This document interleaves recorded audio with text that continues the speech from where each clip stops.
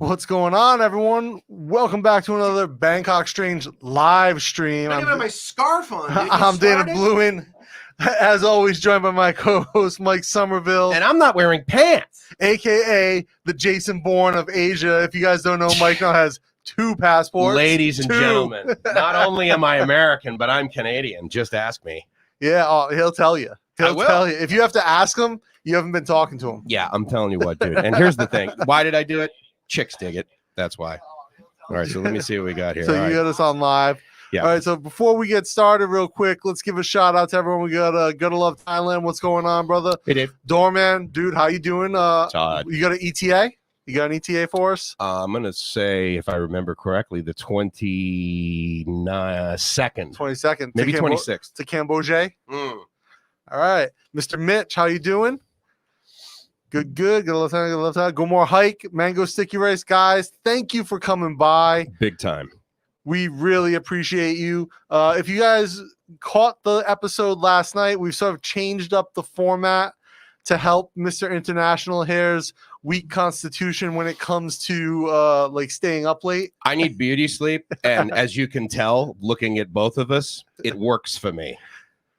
I can't argue with that. There you go. You see. At least I have a beard. That's least true. I have a beard. So do I, but mine's on my back.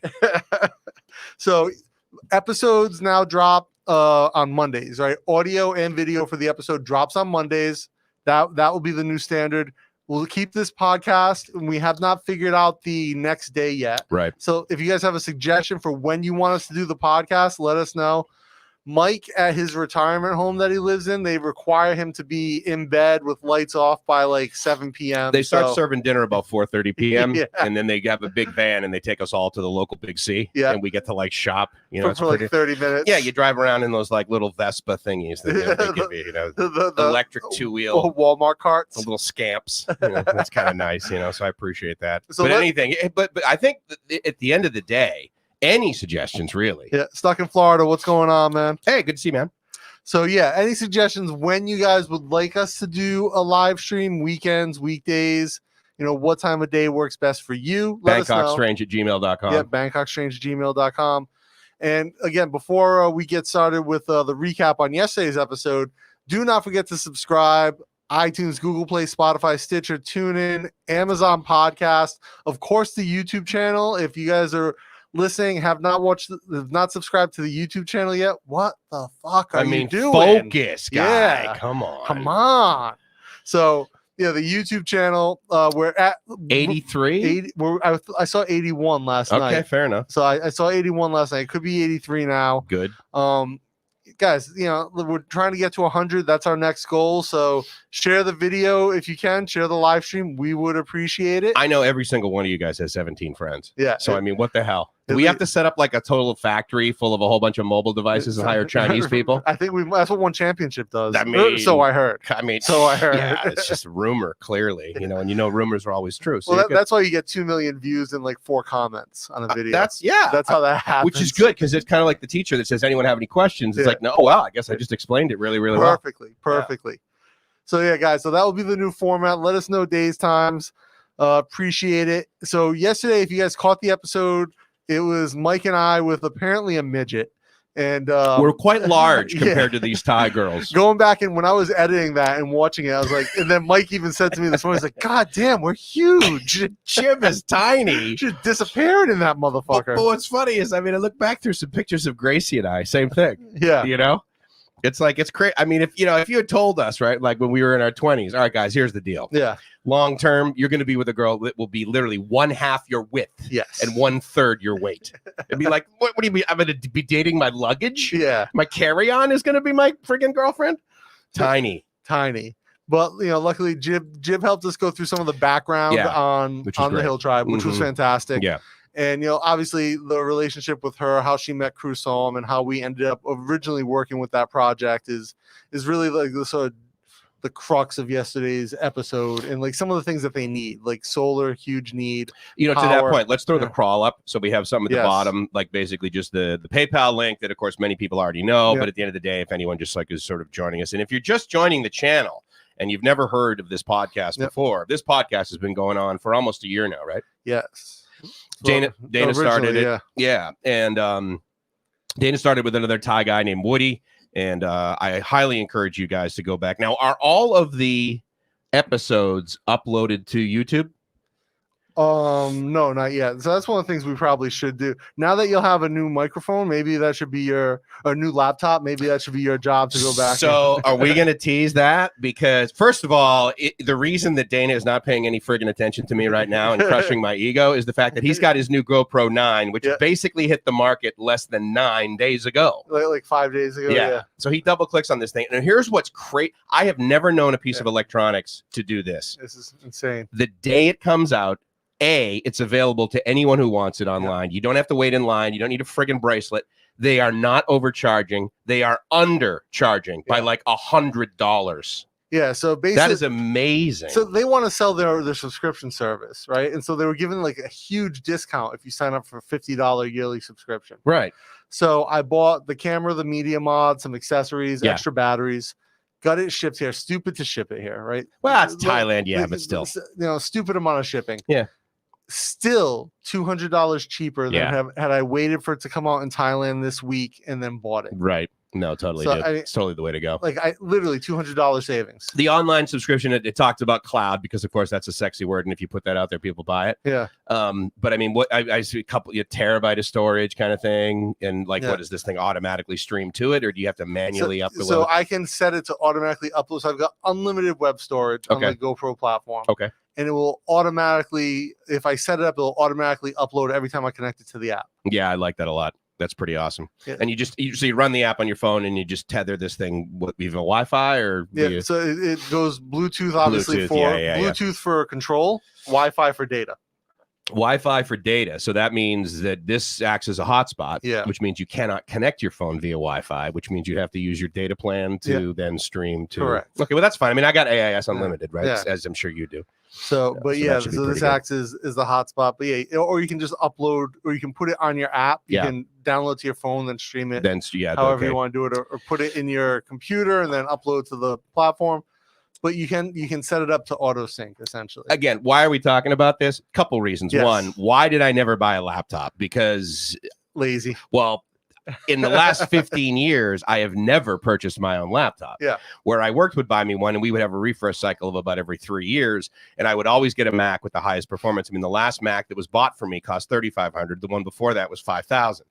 And so I'm like, there's no friggin' way I'm spending my money on this kind of thing. However, if you guys saw some of my pictures I put on Facebook or the discussion that we had before, I literally dropped my laptop on the ground like every Thai hooker has ever done. And so therefore the screen looks exactly like hers. Yes. No judgment. No judgment. But it's completely, and so it's a disposable laptop anyway. And it's like $150. It was literally 164, I think. And I got it from, and here's the reason, because I bought it to be disposable, because I bought it for Gracie. Yeah. And it replaced her previous Chromebook that we had. Zero internet in her.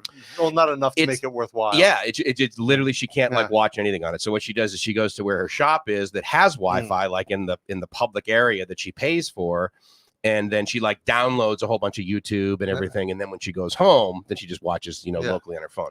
But the point is that disposing of this thing is hardly, going to be uncomfortable. So the thing that really excites me about the 9 is the fact that it is just such a ridiculous good deal. Yeah. I mean, the ROI on the amount of it.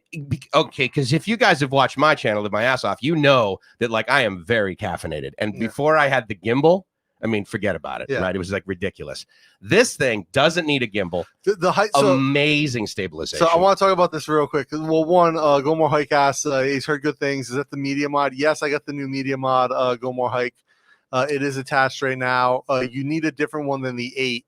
And I will talk about my GoPro Hero 8 in a second. It's a funny story. And someone commented that I always tease these stories. I don't get back to it. So I will get back to this one. I promise. Let me make a note. Yeah, make a note.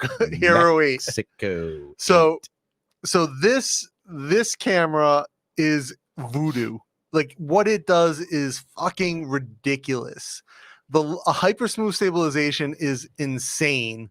It's absolutely one of the dumbest like things ever. It's like so smooth. Like you would think I have gimbals. I actually have powered gimbals. It looks like better than a gimbal. It looks better than a gimbal. Yeah. It's ridiculous. Yeah, it's amazing. And so also horizon leveling is stupid. Yeah. I can rotate the camera like 40 degrees. 45 actually. I think 45. I was looking at the specs.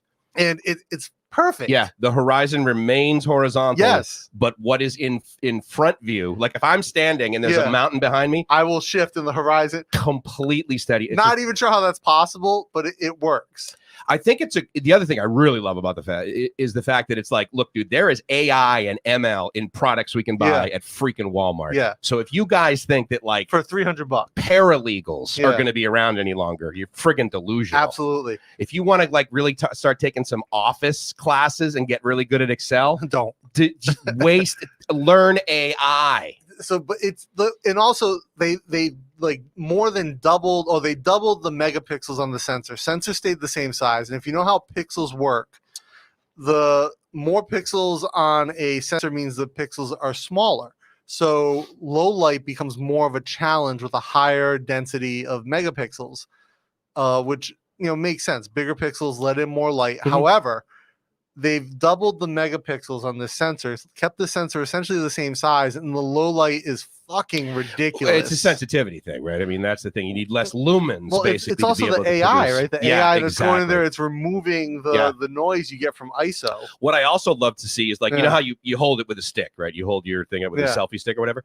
It has the ability to remove that from the frame. Have you seen that? Yeah, that's amazing. It's like it basically makes your stick a green screen, and then fills it in with the data that it has from what's behind it. But then everyone who's holding the selfie stick looks like they're jerking someone off behind them. Why would you think that? That's like so weird. Like not like that's inappropriate. Yeah, I'm sorry. Wow, Jesus. I don't have 2 passports though. Well, hold on, wait a minute. Does that mean? I mean, I get it. But does that mean if a woman's? Yeah. Oh, I love this camera all of a sudden, man. This is freaking amazing. So. Yeah, the things that this camera does, and it live streams, so you can do live with it. I really want to be able to do that, because if you guys don't know, when we're talking about me getting a new laptop, the laptop I'm going to get is going to be a gaming laptop. And interestingly enough, I've discovered many gaming laptops that have the specs that I really want in it do not have a webcam in the top of the screen. And so I'm like, all right, well, that means I'm going to use my external Logitech, which is fine, but it's kind of bulky. But it's like, no, now I don't even need to travel with my Logitech, because I'm going to get the 9. And if you don't know, so today, one of the things we're doing after the broadcast is we're going to go get me a laptop, basically, which is an Asus. Probably going to get the Zephyrus if you're curious, Hike. And we're going to shoot it as a little mini, like we did the squat video. So this will be one of our little Bangkok Strange minis, and we'll shoot it all on the GoPro 9. And where are we going, by the way? Fortune Town? Okay, cool. Yeah, I think we might go to Central World also. And which is pretty close. And so we can see like the actual Asus store. Okay. And be like, oh fuck, this is like 55,000.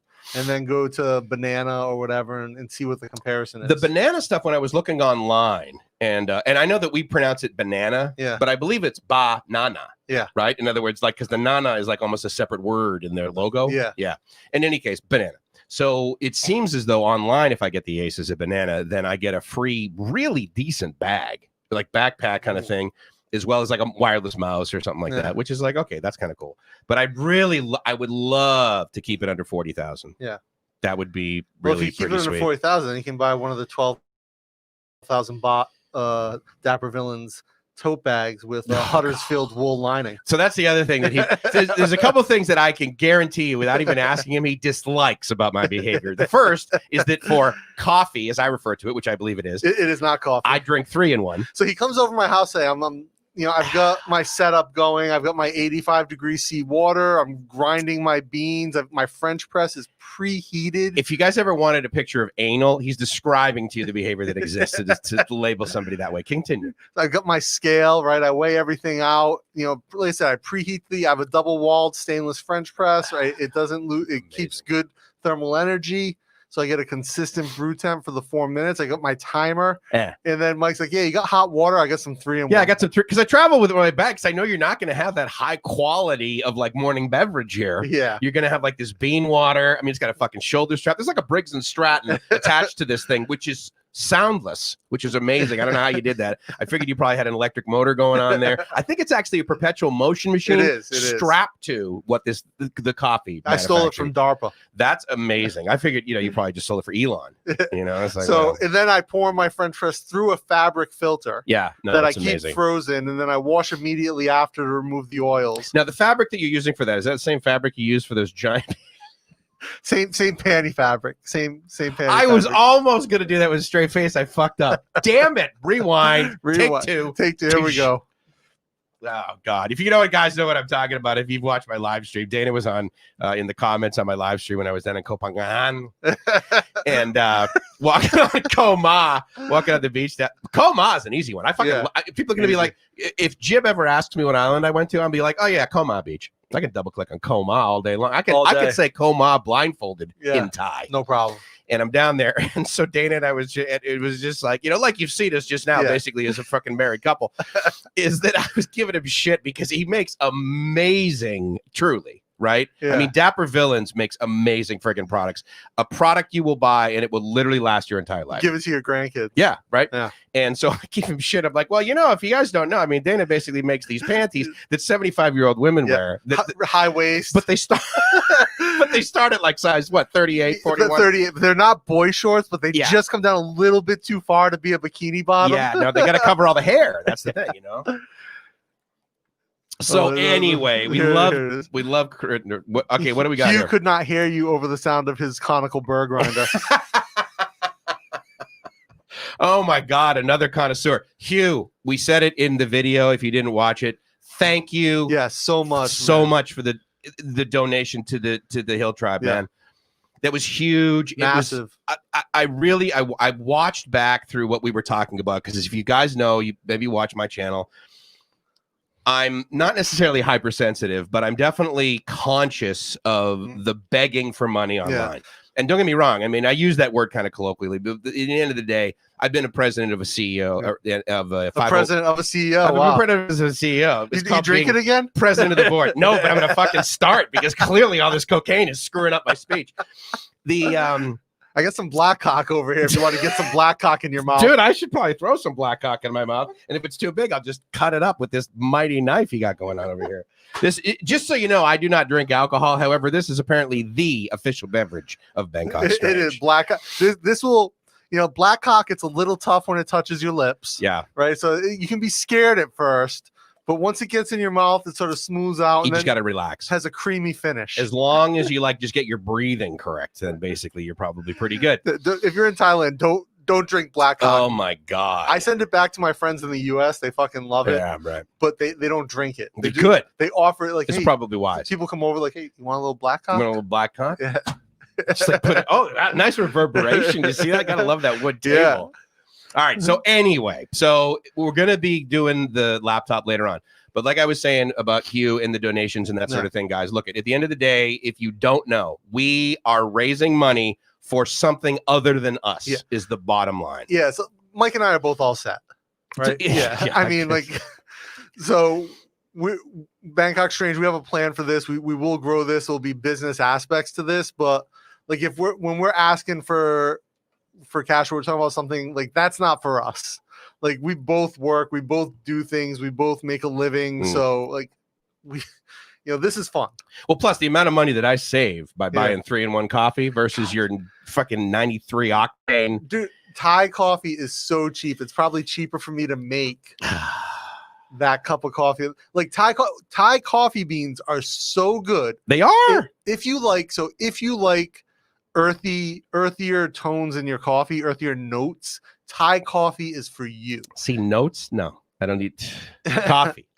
Some fat, sugar, here's caffeine. Why I started drinking coffee in college, because it kept me awake and it gave me some degree of upper before I discovered, powdered alcohol from the Peruvians. And but until then, it was like I didn't really drink it. And then I started drinking. I'm like, this. So at the end of the day, I pretty much just drink it for, the taste. And I like sugar, which is why I like, Coke Zero, because I like the taste of it. Pretty sure it's a curtain. Or what, my scarf? Just so you know, fashionista over here. This is his friggin' thing. But if you guys see, a lot of you do not know me before I moved to Thailand. and you've potentially seen a couple of the videos that I did, like with Dell and that sort of thing. But I would always wear a scarf because for the last like 10 years in Southern California, too friggin' cold for me. I would buy these scarves that you basically buy for 100 baht everywhere in Thailand, right? Yeah, the pashmina. Pashmina, totally awesome, love them. And I would come home with like 3 or 4 every single trip, and I would wear these constantly, like almost every day, certainly at work. So people know me as like the scarf guy. And then I get over here and I'm like, oh, I'm never going to need these. Yeah. And then I come into the meat freezer, aka Strange Studios, the Strange Studios, the Dapper Villain Studios. And I'm like, you can hang meat in here, dude. So here's the thing: the aircon in my studio is 110%, like 30 years old.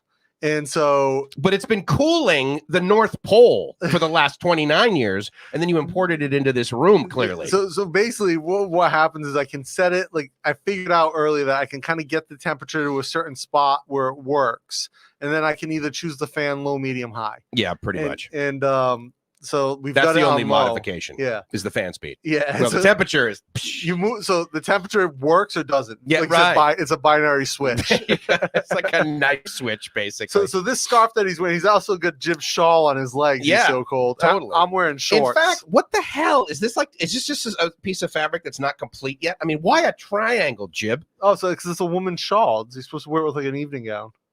Okay, well, I think next time I'm going to ask to borrow one of her evening gowns because this is not covering my legs, and I'm concerned that the people on the other sast of the table. So this one, obviously not looking up my skirt. This is Northern Thai weave that I picked up at a in the north, actually. Not silk though, right? But no, it's cotton. Just, they make it feels great. Yeah, actually. And so these are like very traditional patterns and colors for northern villages. Do you sell these? No. Scarves? Okay. No, so I buy a scarf from you all day long. This is something I just found that I was like, wow, I love this fabric. Oh, it was made already. It wasn't just like a sheet of fabric and you made a scarf. Yeah. Okay, got it. We're going to be able to buy stuff like this up near the Hill Tribe? Yeah. Tight. They actually make bags and stuff. So like all day long. Yeah. I will totally. They have that really rough cotton because they make it themselves. So it's kind of cool. Yeah. Oh, it's very real. It lasts forever. Right, which is usually pretty much. I like that a lot. So, all right. So Hugh says, the video on the Hill Tribe sent over a long email of questions. Building projects off grid is in my past. Plus, it's a good cause. Hugh, awesome. I will check that. Dude, huge. Yeah, we'll definitely actually doesn't go to me. It doesn't go to me. We actually need to set up a distribution list so either of us can answer it because, of course, I'm up early and you're up late. Yeah, so I'm going to bed. He's waking up. Same. Yeah, same. Chai make up. Okay, so we're gonna get me a laptop later today. Yep. The beauty of that is that will go with me to where am I going? Krabi next Monday. I thought I was leaving. Maybe I'm leaving Sunday. I can't remember. I didn't order the 9 last night because I was busy doing other stuff. I will probably do it today. I can still order it online with that deal, right? For $350. And then believe it's still going on. Okay, cool. So I'll probably end up doing that. This arrived in 5 business days, correct? Yeah. Or 5 full days. 5 full days. Okay, so like over the weekend. Over the weekend. Yeah. So I'm gonna double click on this because it's Tuesday morning here, which means I should get it. I have your email. Awesome. We'll go over it after the show. Yeah. Thank you very much, man. And again, you guys that commit to this, I would submit to you that your talent and your time is almost more valuable than your treasure. Absolutely. Yeah. Like if you're here, you want. Yes. When we start planning this out, you want to come with us? Let us know. We're gonna take the train up. It'll be.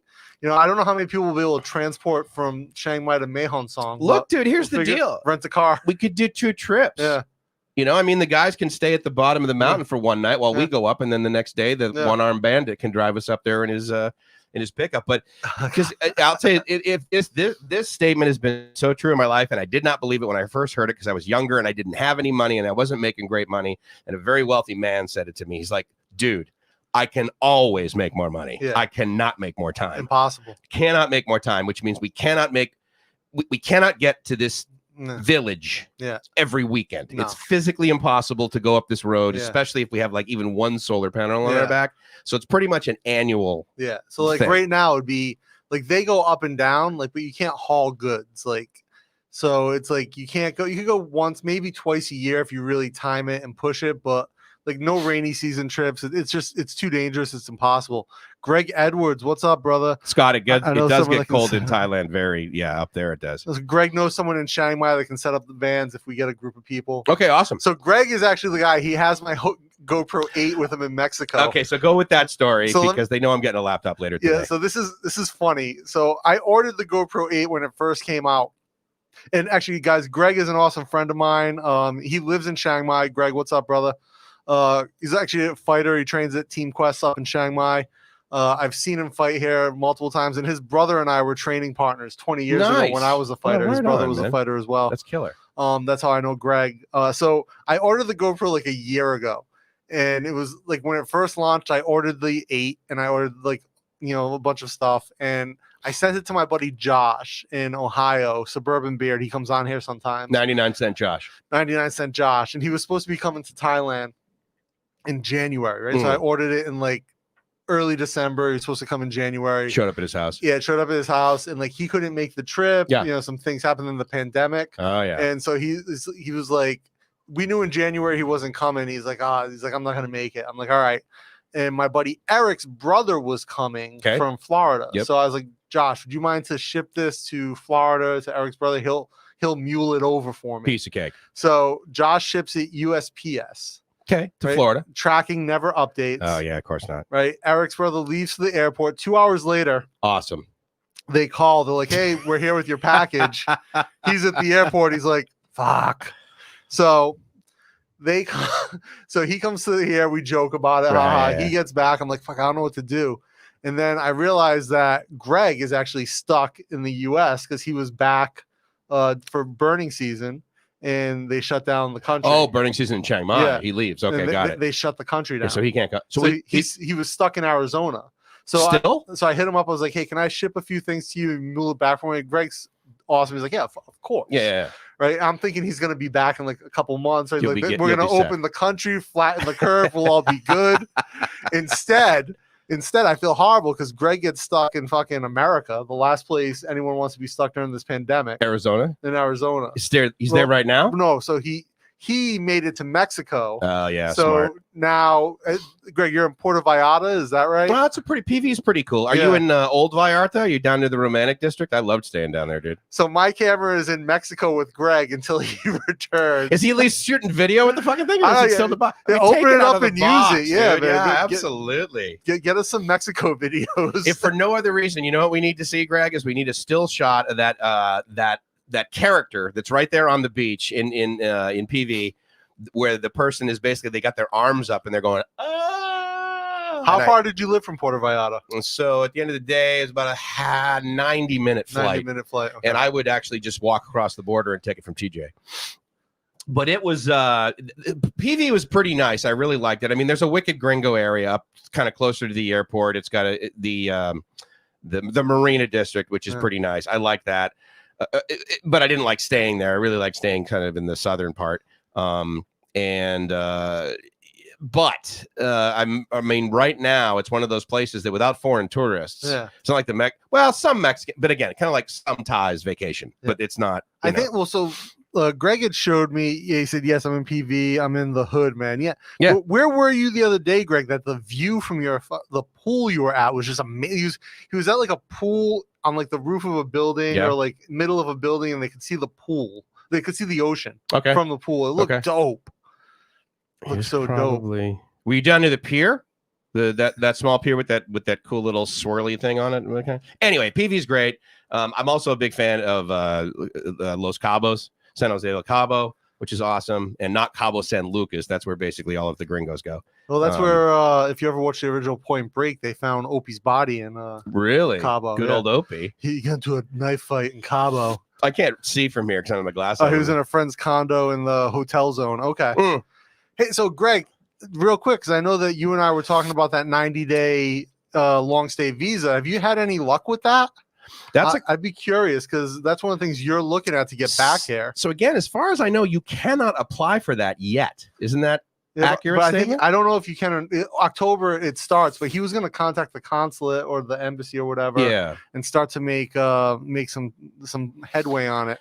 I mean, again, I don't believe that you can even apply for it yet. I mean, you can fill out the long stay generic form, but I don't believe the STV. I don't even believe the cabinet's even voted on it yet. It's not like it's in the Gazette thing, right? With the Royal Gazette. Yeah, it doesn't get published until Wednesday. But I think they've agreed in principle on it happening. Indeed, yeah. And I mean, and again, but I sent you that article, which Todd, by the way, thank you for always sending a lot of articles. So this will come out. So the main topic for today is hidden food spots we're going to talk about. Right. And we might film one today. Yeah, definitely. I think we should one at or least two. one. Yeah. Yeah. And we'll because we're going to the MRT. We'll definitely stop at Paula on the way back. You think? We've already been there, and it's pizza. Let's go to a Thai place. How are you gonna go to Sukhumvit MRT and not go to Paula? I mean, I get because we're on our way to get my laptop. I'm saying after. I don't eat lunch anyway. I was gonna say, yeah. So you just want to go do the video? Yeah. Well, I'll grab some takeaway afterwards and bring back for Jib. Yeah, okay, that's cool. All right. So your Mexico 8 hidden food spot. So my Mexico 8, Greg's got the 8. We'll call it the Mexico 8. So he says they announced it, but have not finalized any terms yet. They did say the counties considered countries who's only close by. Yeah, and that makes sense too. I mean, again, at the end of the day, he was joking about it at the beginning, but I mean, I was born in Massachusetts. My parents are Canadian, so I have dual citizenship, and so I just never went through the actual paperwork of getting my Canadian passport. James born. Mike's born. And what's interesting too, if you guys want to know about how to get dual citizenship and that sort of thing, or if you have dual citizenship, you want to know about getting a passport, it's incredibly easy, especially if you're outside of the United States right now, because I just walk into the embassy here because it's Thailand. Yeah, like things are operating normally over here. My parents cannot get their passport renewed in the United States, and they're freaking Canadians. I needed to prove to them that I was Canadian. I had to have my parents send me the original document saying that I was a Canadian citizen born abroad, basically, from 1968. Thank God my parents are awesome at keeping paperwork around, but I needed to provide that original document to the Canadian embassy to prove that I was me. In fact, they called you. Yeah, I had to have references, and remind me what they asked. That's actually an interesting. Yes, this is strange. So the Canadian embassy called me like, "How long have you known Mike?" Only a few years. Yeah, like I'm pretty sure I met him through David. At some point, right. And they're like, "Okay, what color is his hair?" I was like, "He doesn't have any." I don't know. Trick question. I'm like, you're like on his pubic region. Yeah, I'm like he might. So I even said to the guy, he might have hair other places. I've never seen it. Totally awesome. That's great. And it was a Thai guy, so he was like, okay, Cap. And then he's like, what color are his eyes? I'm like, brown. What guy knows the color of his guy friend's eyes? I'm like, I would imagine if they were blue, I might have noticed. Yeah, because it'd be lighter. Yeah. So brownish. He didn't lead with, he's full of shit, so they're probably brown. I should have. Yeah, totally. They're like, how tall is he? I'm like, fucking tall. Taller than me, and I'm 185. Centimeters, so maybe 190, and like okay, like I can't, like it's so detailed. They're like, where does he live in Bangkok? Oh, seriously? Yeah, I was like, okay. I was like, I don't know, near True Digital Park. Exactly. Which for them, they're like, what the fuck is True Digital Park? Yeah, I work at an embassy. Yeah, like True Digital Park. It's like where all the scumbag digital nomads hang out. He's drop shipping from No, that's Chiang Mai. That's not True Digital Park. He's doing a podcast with Michael Waits. Dude, I have seen him every single day walking. It's just crazy. Sunday, I'm like coming over right after the thing, and I see him basically leaving True Digital Park. Yeah. Last night, or no, I'm sorry. When was I walking home? Monday night? Yeah. Tuesday night. No, Sunday night. Sunday, yeah. Walking home, see him again. Yeah. And then last night I was, it was yesterday afternoon. Like walking home from here, or you took the train? No, it was basically on the walkway between Punawiti and True Digital Park. Seen him almost every single day, and I gotta send him a message because at the end of the day, I think it'd be good to like get on his podcast, Michael Waits Media, if you don't know what we're talking about. But he's like, he's kind of a don't plug him on my podcast. No. I'm just saying that there are other people out there that obviously aren't as cool as us. There are other people who do awesome podcasts. He's not one of them. He's not one of them. I don't. I honestly don't even know. He's a nice enough guy, I guess. Not like he does like so. Michael does like. Asia Tech podcast, Asian Insura Tech everything's Asia something podcast. Yeah, and Asia Insurance. Yeah, I think he's talking. He does these very flat interviews for like 40 minutes. I can't really speak to the density of it. I've listened to a couple. I mean, but then it's a lot of hype. This is. Yeah, but see, you got to remember, this is what you and I do. Yeah. Like, just so you know, like, even before he presses this start broadcast button, we're doing this shit like downstairs. Yeah. Like, trust me, when I showed up, he gave me shit long before the broadcast started about my shitty ass coffee. Yes. Which of course is the world's best coffee made by Makona. But anyway, so we're going to be doing this thing later on, and we definitely want to go to some places that you definitely don't know about. Yes. Not necessarily the hole in the wall. You got to go down here. You got to take it. I'm talking about places that, like, certainly for me, I've walked past 70 times, as pretty much every other expat has. Every other expat's been to fucking Asok. Yeah, has been to Terminal 21. You know what we have to do though? We have to do the Soy Cowboy lunch. Where? Like like a weekday on Soy Cowboy. That is a food market for Thais. What? What? Soy Cowboy. Yeah. Daytime. Yeah. Right. I've walked down. It's empty. No, it's food carts. Really? 12 o'clock. Yeah. Well, then if it's for Thais, then it's got to be happening. Yeah.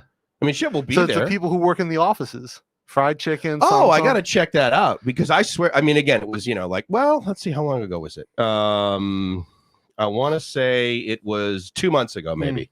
And I met a guy, that the Citibank building, what's that called? Oh, it's like either Exchange or Exchange Tower. Yeah, something like that. I think that either side of the road is one's Exchange, one's Exchange Tower. Yeah, there's that, and then there's like wireless, where like the global companies have offices. So he works for DuPont, so they have like some big. Anyway, so he's like, yeah, just meet me down at the coffee shop, like Amazon Cafe or something like this. And so we hung out there, and so I'm like, okay, well, I'm early. I'm gonna walk down the street and I'll look down Soy Cowboy, and it was just, I mean, I could literally see from one end to the other, and there was no. So it must have just been before like Bangkok went full tilt boogie. Yeah. So now that it's back to normal, then there's probably people there. You go there like midday, like weekday. Yeah, it's just food vendors end to end. Oh, I'm psyched. Yeah, that's great. And so it's almost Halloween. So I'll tell us the scariest thing to do in Bangkok is to walk down Soy Cowboy right before dusk. Okay. Right? Because there's still sunlight. Okay. And some of the girls have started to show up to work. All right. Right. And they're sitting in front. They're doing makeup. Yeah. But daylight, sunlight reveals the truth. There's a reason these places are not well lit. There's the the main reason. This is so horrible, but the main reason they use red lights in these things? Why? It hides the bruises. I'm not. I mean, it's fucking horrible, but that was the original reason behind that. So, but you go into so there's a reason these places are not well lit. No, yeah. There was I think it was Black Sheep. Hip hop band from like the 90s did a song called Strobe Light Honey. Strobe Light. Well, there's a reason they don't have black lights in there. Yeah. What's all this white goo on my shirt? Why is everyone glowing? My God. Wow, he's got really cool rings around the bottom of his nose. So, you walk down Soy Cowboy at dusk or right before dusk, and you see the realities of the way these girls look. I would guess that then, as well as about 3 or 4 in the morning, is equally as entertaining, right? I mean, you got to remember. I mean, but what's funny, right? Is the first thing that popped into my mind was the phrase day shift, because in the United States, you never want to hang out day shift at the strip clubs, right? And again, at the end of the day, the United States is ridiculous. Just, I mean, the decent ones in Las Vegas, okay. But I mean, it's like $25 for Diet Coke. Providence, Rhode Island. You don't want to be going to a strip club. There's no talent. Bad news bears is what's occurring down there. Actually, I remember. So first time I got married, my friends took me to bachelor party at a strip club, right? And they got me This is a horrible story, but it's funny. They got me a lap dance from this Asian chick, like Chinese American girl, right? And this is like circa what 1990 something like that? No, this is early. This is mid to late. Double O's. Okay, thoughts, right? And so we're in the I forget which strip club. It's the one with the Fantasies. It's called Fantasies. This Asian chick gives me a lap dance, whatever. I'm hammered. I can't feel my face. I'm so drunk, right? Good man. And great way to start a relationship long term. I love the bachelor party. Great, great in theory. But. So I get out. Whatever happened. Like I don't even remember what happens in the lap dance. Like nothing. I didn't bang the chick for sure. Like I was so drunk. There's no way I could have gotten it up. Right. So I go home. Whatever. Like a month goes by. 2 months go by. You're starting to itch. No. So I'm at this restaurant in Providence called Spike's. It's like a hot dog restaurant. Okay. And this Asian chick walks in and like little short, chubby, wide-faced Chinese girl. Okay. And it's like wintertime. She's wearing like a North Face vest. Have to. She's like, oh, I remember you. She's like, oh, I gave you that awesome lap dance at your bachelor party. I was she labeled it awesome. So I look at her. I'm like, no offense, but my friends who allowed that to happen are now in a lot of trouble. That's freaking great. So there were obviously no pictures taken. No. Yeah, the 2000s, you didn't have a camera phone. Well, right? one So of my thank buddies God. is like, "Oh, she's so hot. She's so hot." I'm You like, know what? Sure. Let me and you were marrying an Asian girl, right? Thai girl. Yeah, who was probably attractive. way better looking. Well, right, exactly. Than this Chinese stripper from Fantasies in Providence. It's pretty bad, and I'll tell you something.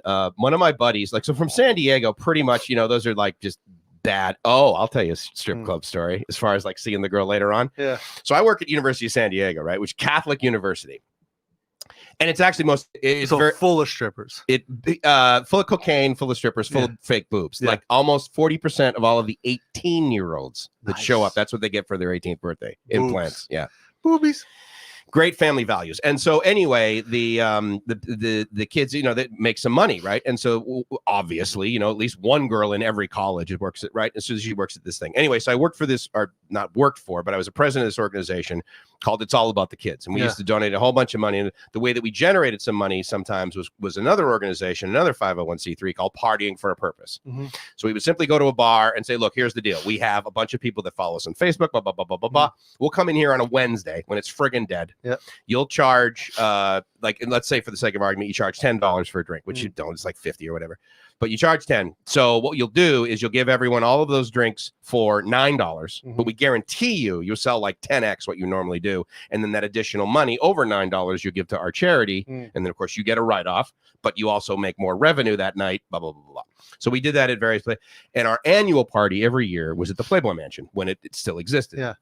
And so we would sell tickets for about $2,000, at this thing. And so anyway, so I'm part of this organization. So as you might guess, one of the things that we did is, yes, we went to, but we also went to the strip clubs. Yeah. Right. And in San Diego, there's not really any good ones, but Pure Platinum was arguably one of the better. And so we're there and, I'm hanging out. Right. And the girl, there's the president of the whatever. And I'm like, there's a board. I'm not the only guy that because I'll tell you what. Oh, hey, I want the Asian fat chick from Rhode Island. Like fat chick, because we would actually pick girls and then we would bring them up to the mansion and they would get full body paint.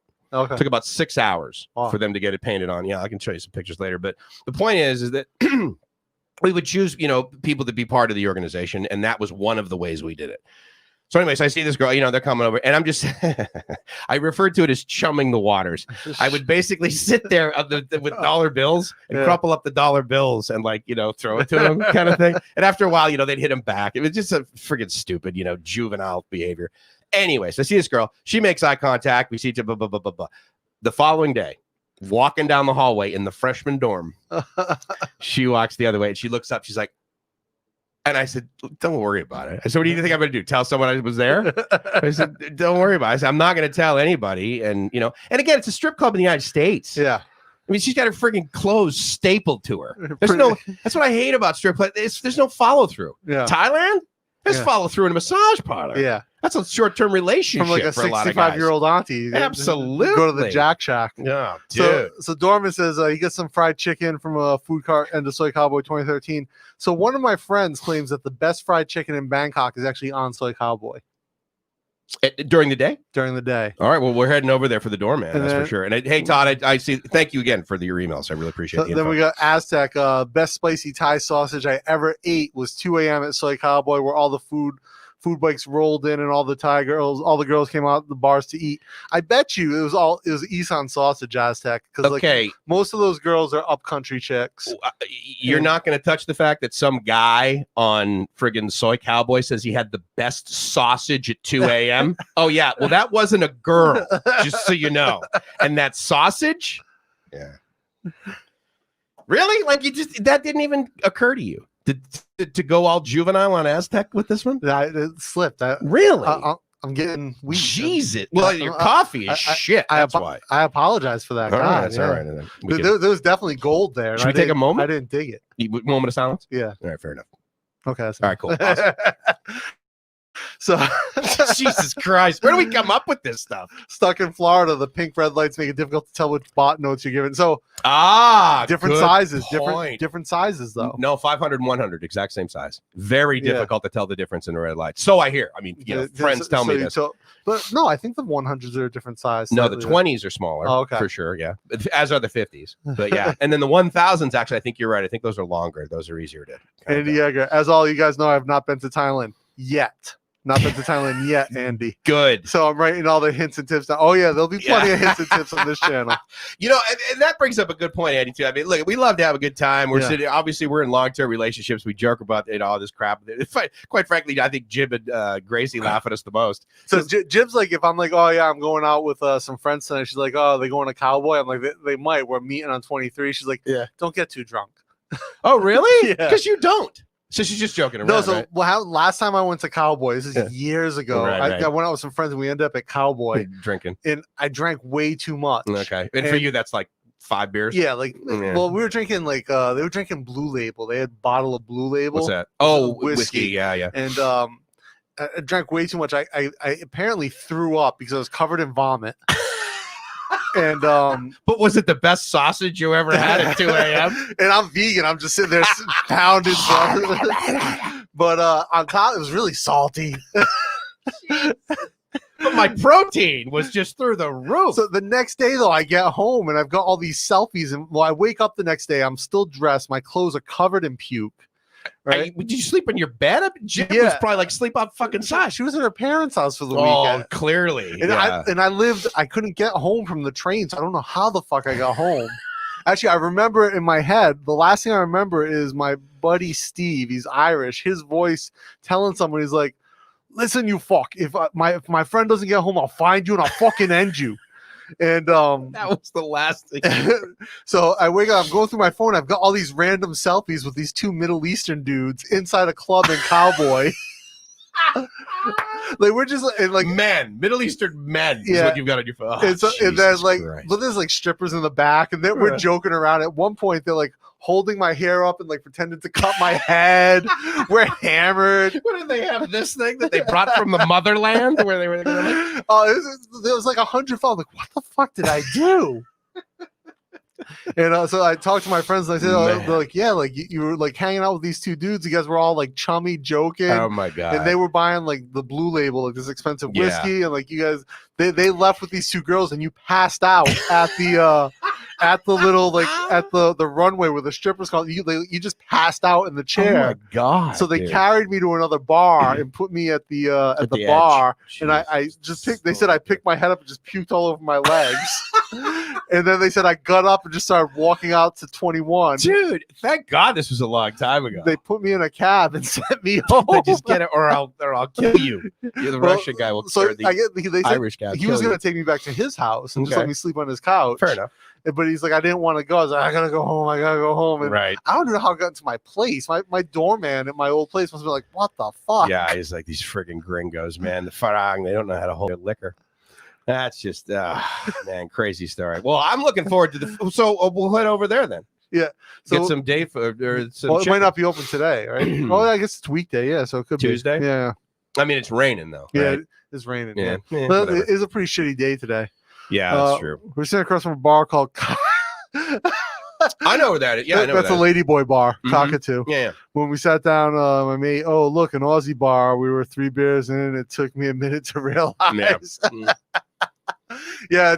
So my buddy Al and his cousin Felicia were here a couple of years ago, and so Jib and I took them out to Paula for dinner. Like the 3rd night we hung out, I was like, because they're from Cleveland. Well, Al's from Cleveland, so he doesn't know good pizza. No, I was like, let me bring you to Paula. Yeah. And Greg knows what's up with Paula. Best pizza in the world. In the world, yeah. So and Al is like sort of hinting that he wants to go to Cowboy. He's like sort of hinting. He's like, oh, you know, this place is like the top 10 things to see, and he's like he's trying to hint at it, right? And in front of his wife or something.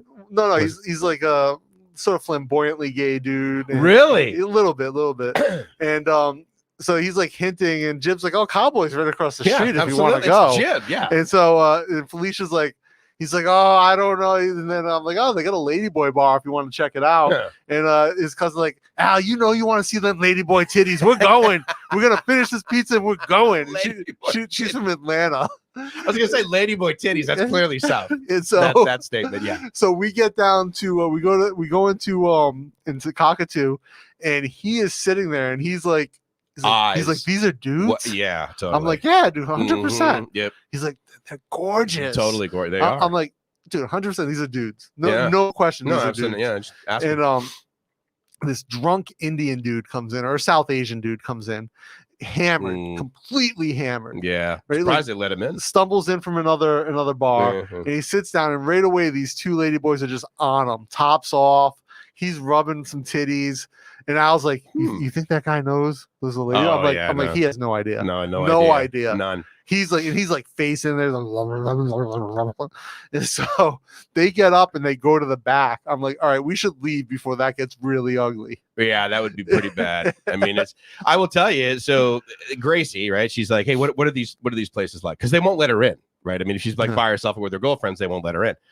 And so we're there, and Greg is confirming with the fist bump about Paula, my man, big time. So I'm like, all right, well, let's go down to Soy Cowboy because it's friggin' Disneyland of the red light districts, right? So we walk down there, we go into this first bar, and she's like, okay, well, they're naked. Or actually, they're never naked. No, not outside. No, definitely not outside. Inside, I'm trying to think. Some of them. Some topless, maybe, but totally? I don't think so. There's one called, was it Baraka or whatever, and you go in and the floor is glass. Yeah, and you can sit right second story. They're not wearing anything. Yeah, that's true. That is true. So, and she's like, okay, I get it. You know, guys like these pretty naked girls. Okay, that's fine. And we go, and she's okay. Well, she's from the Philippines. She's like, this is Tuesday. Right. Yeah. And so we go to the next, and she's like, all right, I get. So then we're walking down, and again, I was probably cocktail. She looks up, and she goes, oh my God, those girls are beautiful. I'm like, honey, every single one of those is like a guy. Yeah. She's like, no way. And then she's like, oh my God, can I touch their boobs? You know, because she doesn't know what fake boobs feel she's like, look at their hands. They could palm a basketball. Yeah, exactly. Look at their feet. They could water ski with those freaking things. So we go in, and of course we sit down. I'm there with Gracie. Yeah. Well, no one comes near me. No. Right. But then there's a guy full on like socks in the sandals, never been out in the sun, white skin. Where the team is sits friggin' next to me. I think he had a backpack with him. Mid-calf athletic socks. Totally. And I said, well, this is perfect. The red because stripes. He's likely never seen this before. Yeah. Right. And he's gonna have the time of his life. So he sits next to me, leans over, he's like, man, these girls are gorgeous. He goes, but I've heard, and he goes, lady boy. And I said, yeah. I said, they're lady boys, man. They're all. He said, well, what about that? I said, dude, the better looking, the bigger the dick. And I was just like, sit down. And he's like, well, I said, dude, just have a good time. Yeah. I mean, just go for it. I said, what do you? And so Gracie's like, what did you tell that guy? So we stand up and we leave. And she's like, okay, I get it. These girls are beautiful. Fine. She touches the thing. I give them like $100 baht. I stand up. Two girls come over, grab my junk. Yeah. Right. Wouldn't let me like leave. Gracie's like, trying to walk out of the place. And I'm like, honey. And she turns around and they're like, they got their hands on me. I'm like, what am I supposed to do? She just walks away. She's eating spicy sausage outside. She's like, where's that fucking Aztec guy? That guy really knows some good sausage on this street. My God, dude, when you come here, I'm going to give you enormous shit about liking sausage on Soy Cowboy. We're gonna get you hammered and like take video of you eating sausage. Yeah, we're gonna like right on your face, and then we're gonna put a piece of sausage from one of the dancers. It's probably one of those like little triple ones that go on the stick. the cocktail sausage. I was in a 7-Eleven once, and like I opened the freezer or the chiller for the beer, and someone had stuck a half-eaten sausage in the fucking beer chiller. Oh, that makes sense, right? I was like, no. I've seen that before because the people that work there, right, they have a snack. Yeah. And then they put it like somewhere else. Isn't that crazy? So, Scott, are you wearing a scarf? Yes, he's wearing my scarf. I am wearing a scarf. And Scott, you're new to certainly this channel, but also mine. I would normally wear scarves because I get cold like in Southern California. In here, though, Dana keeps this room at fucking 10 degrees. It has one temperature Celsius. I can keep it at. So it's either high fan, mid fan, or low fan. We're on low fan. But here's the thing. If the aircon's not on, it's 100 degrees Celsius. Which, to be fair, that would be annoying. And I get that. But yeah, I am absolutely wearing a scarf. And I've got a vaginal shawl that is keeping my hoo-ha 100% nice and wool. 100% wool. 100% wool. It's very soft. Mariano wool. Yeah, the hangover to I came on the floor line. Oh yeah, right, exactly. We came together. Yeah. So, but there's a lot of hidden, like we were talking the other night about food spots, like you're saying, like the fried chicken in front of 7-Eleven. The best, right? Yeah, it's a guy, right? And I think it's a guy. No, but I'm saying like there's a fried chicken guy, and like that's his spot, and like it. I have a coconut shake guy. Who? Okay, so here's what's amazing. I mean, this is like totally makeshift, kind of like shanty kind of thing. He's got his little table. He's got an umbrella. He's got his 2 blenders that obviously are. What's the number 1 blender? That they're bootleg Vitamix. Vitamix, yeah. It's bootleg Vitamix. They're called Otto. They're awesome. They're called Otto, OTT. So I've had a few. They die like after like the motors, yeah. So he's got those, and he sees me coming now, and he starts making the coconut shake. So now I'm just like, well, shit, I gotta buy it, but they're only 25 baht. So I'm like, even if I don't want the thing, so I come up. He got a QR code now. Yeah, just boop. Yeah, amazing. Yeah. So when I used to live in Prachani Wet, which is north of Chatuchak, and probably again my favorite neighborhood I ever lived in. It's just really inconvenient to get. Yeah, there I remember you saying. Yeah, it's not on the BTS. And, right. Like back then, you had to take a cab or a grab from Chatuchak or Bangsa, and now it's still not even connected. You have to go to Mochit 2 with the new train extension. But there was a night market behind that condo that was simply amazing, and like some of the best food, like vegan mushroom paste. I would get there. Jib would get the chili paste. Best somtam I've ever had was at this market. There was an auntie food cart there. She had some of the best desserts she would make herself, like Khanom Chun, Khanom Krak. What's that? I don't know. Khanom Chun is like the layers of agar and pandan with coconut milk. Oh, yeah. Those are, yes, agreed. But hers were magical. Like it was, and then she would do mango sticky rice, and like the way she'd do the sticky rice with the sauce, perfection. Awesome. Right. And so like it's just like I would bring people there who were like hardcore foodies. They'd be like, oh, I've been to like Food Mart. Like, no, really. Like just the overall quality at this market's great, and they would be like, "Holy shit, you're right." What's one that a lot of people think is a really, really good market that has really, really good food around here? Is it Rotfi? Yeah, it's a lot of Rotfi. Yeah, which is what's the name of that mall that's next to it? Something with an S. Yeah. Sikkim Square, right? No, it's something else. No, that's the one I was thinking of. Okay. In fact, that's where David took me to the banana, because they have like the fucking David with that banana. The old banana IT. And because it was like they had like not returns, right, but like the last models. David used to he brought me to this banana shop one. Like they only serve things made with banana. No, it's banana IT. And I was like, he's like, oh, they make the best banana shake. Well, I mean, everyone's got their place, dude. I'm like, whatever. You are down on just, I mean, I'm a little bit more accepting of people, especially people that love shoving sausage in their mouth. Well, I mean, if 2 you love spicy sausage at 2 a.m. on Cowboy, man, there's nothing wrong with that. That's my type of guy. Dude, what happens in Thailand, right? I mean, absolutely. We talk about on Bangkok Strange. Yeah, everyone knows. Basically let everybody know. So, but a lot of the times you get to these food places, and what will be interesting is there will be the exact same type of food next to it, and then there will be one where there are 15 Thais lined up, and everybody else has no customers. Yeah. And what I thought initially was, okay, I mean, I get that that's their favorite thing. Maybe it's like more spicy, but I'll just go next door. Yeah. How bad could it possibly be? Yeah. It could be really bad. It can be really bad. So big delta in quality. There's a spot in near Chatuchak called JJ Green. I think it's not open anymore. So it's like when you say Chatuchak, you're talking about the park, or are you talking about the weekend market behind? So it's next to the weekend market behind the park. Oh, in that mall? No, other side. Oh, okay. So it's called JJ Green. Okay. And so it's like a hipster night market. Okay. And they sell like vintage stuff. There'll be someone selling like 40-year-old fucking cameras for like 10,000 baht. Yeah, okay. And like actually I saw a kid, record players. Yeah, sure. But there's a bunch of food spots there. Some of them are really good. Okay.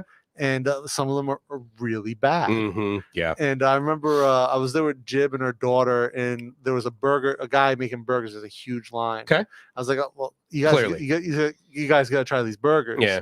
And like Jib and her daughter will never say no to burgers. Good. Right. So they're like, oh, okay. I'm like, I'll wait in line, get the burgers for you guys. Mm-hmm. And he was doing sliders, like small, White Castle style. Style. Yeah, but not quality. Not quality. White Castle's fucking disgusting. It's amazing. No, it's not. Well, you don't even like beef. What do you just get it with the onions and no beef? Vegan burgers now. So is it just the 2 buns, go roast, vaginal sauce? Clearly is what it. No, they have the Beyond Meat. Oh, which financially has helped me quite a bit. Yeah, you're invested in Beyond. Yes, absolutely. I should have gotten in when I had the chance, and I didn't. Well, again, you could say 10 years from now, you'll say that about everything, right? I mean, I've had some good wins. I've had some good ones. And then I've also had like, no one Google. Who's this Google? They'll never beat Yahoo. I don't need to buy this at IPO. It's 100, or no, it was before. I was like, it'll never go over 100. Never go over 100. Jesus. You going for the Muammar Gaddafi look tonight? Yeah, absolutely. I could do the over the head harem of bodyguards. What's about this? Yeah. So a lot of hidden food spots, and there's a lot of places. Like if you come to my neighborhood, you go to Mike's neighborhood. You know, there's places you could go. Like someone like Greg who lives in Chiang Mai, I'm sure he knows all types of. And Greg's like a local dude when he's in Chiang Mai. What's the street like? I walk down or take the little, the taxis at 93. Yeah. Right. What's the other one? Like right at the bottom of the stairs, the BTS. 95. So that's 95-1. 95-1. There, you cannot walk without having a cart. It is like one after another. Now, is that like just in the morning? No, so they have a morning market. Okay. And so the morning market's already closed by the time you come here. And there was a shitload of stuff on it. That's the second morning market. Really? Yes.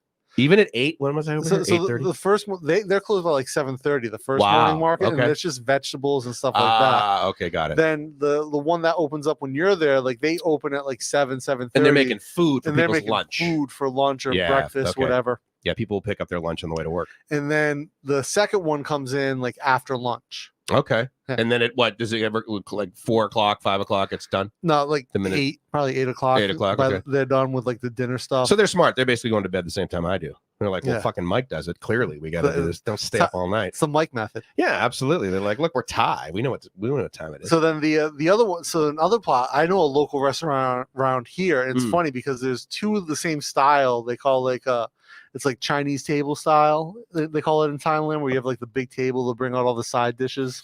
Where you cook it in the center? Yeah, so it's like suki. Okay. But so there's two on either side of Sukhumvit, right? And like there's a fancy one, and then there's like this local one. And the it's local awesome. one is way better. Mm-hmm. Always. Like half the price. Yeah. And like you'll walk by the fancy one, it'll be packed with people. And like you go to the local one, and it will be like it's maybe like half full. But it's so much better. See, now that's the other thing that we should actually show people, because again, like we talked about before, a lot of times you'll see the place that doesn't have a lot of people, and you think to yourself, well, if the other one's more packed, so that's more of a societal thing. Yeah, so versus it's more I want to be seen. It's more for the show. Yeah, and like it's glass all the way around. Yeah. Right? It's it's part of it. Bowl. It's funny because here, like I hate to sit next to the window when I eat. But like, really, yeah, like I don't like if I'm in a mall. Yeah. Like, I don't want to be next to the glass. Okay. I want to let me sit inside. Sure. But people here love to sit at the glass. That's funny. Yeah. I've never. I acknowledge that because I've walked by those restaurants and the seats at the window are always full. Yes. And I'm going, like, do you walk in and be like, I want a window seat so I can see the hallway? Like I don't understand. If I can look the outside, yes. Like if I can look into the outside world. Oh yeah. But if I'm in a mall, I don't want to look at the mall. I came from there. Yeah, like, I know what's there. I want to eat so that I can escape the mall. Yeah, usually that's very true. The malls here are freaking spectacular. Yeah.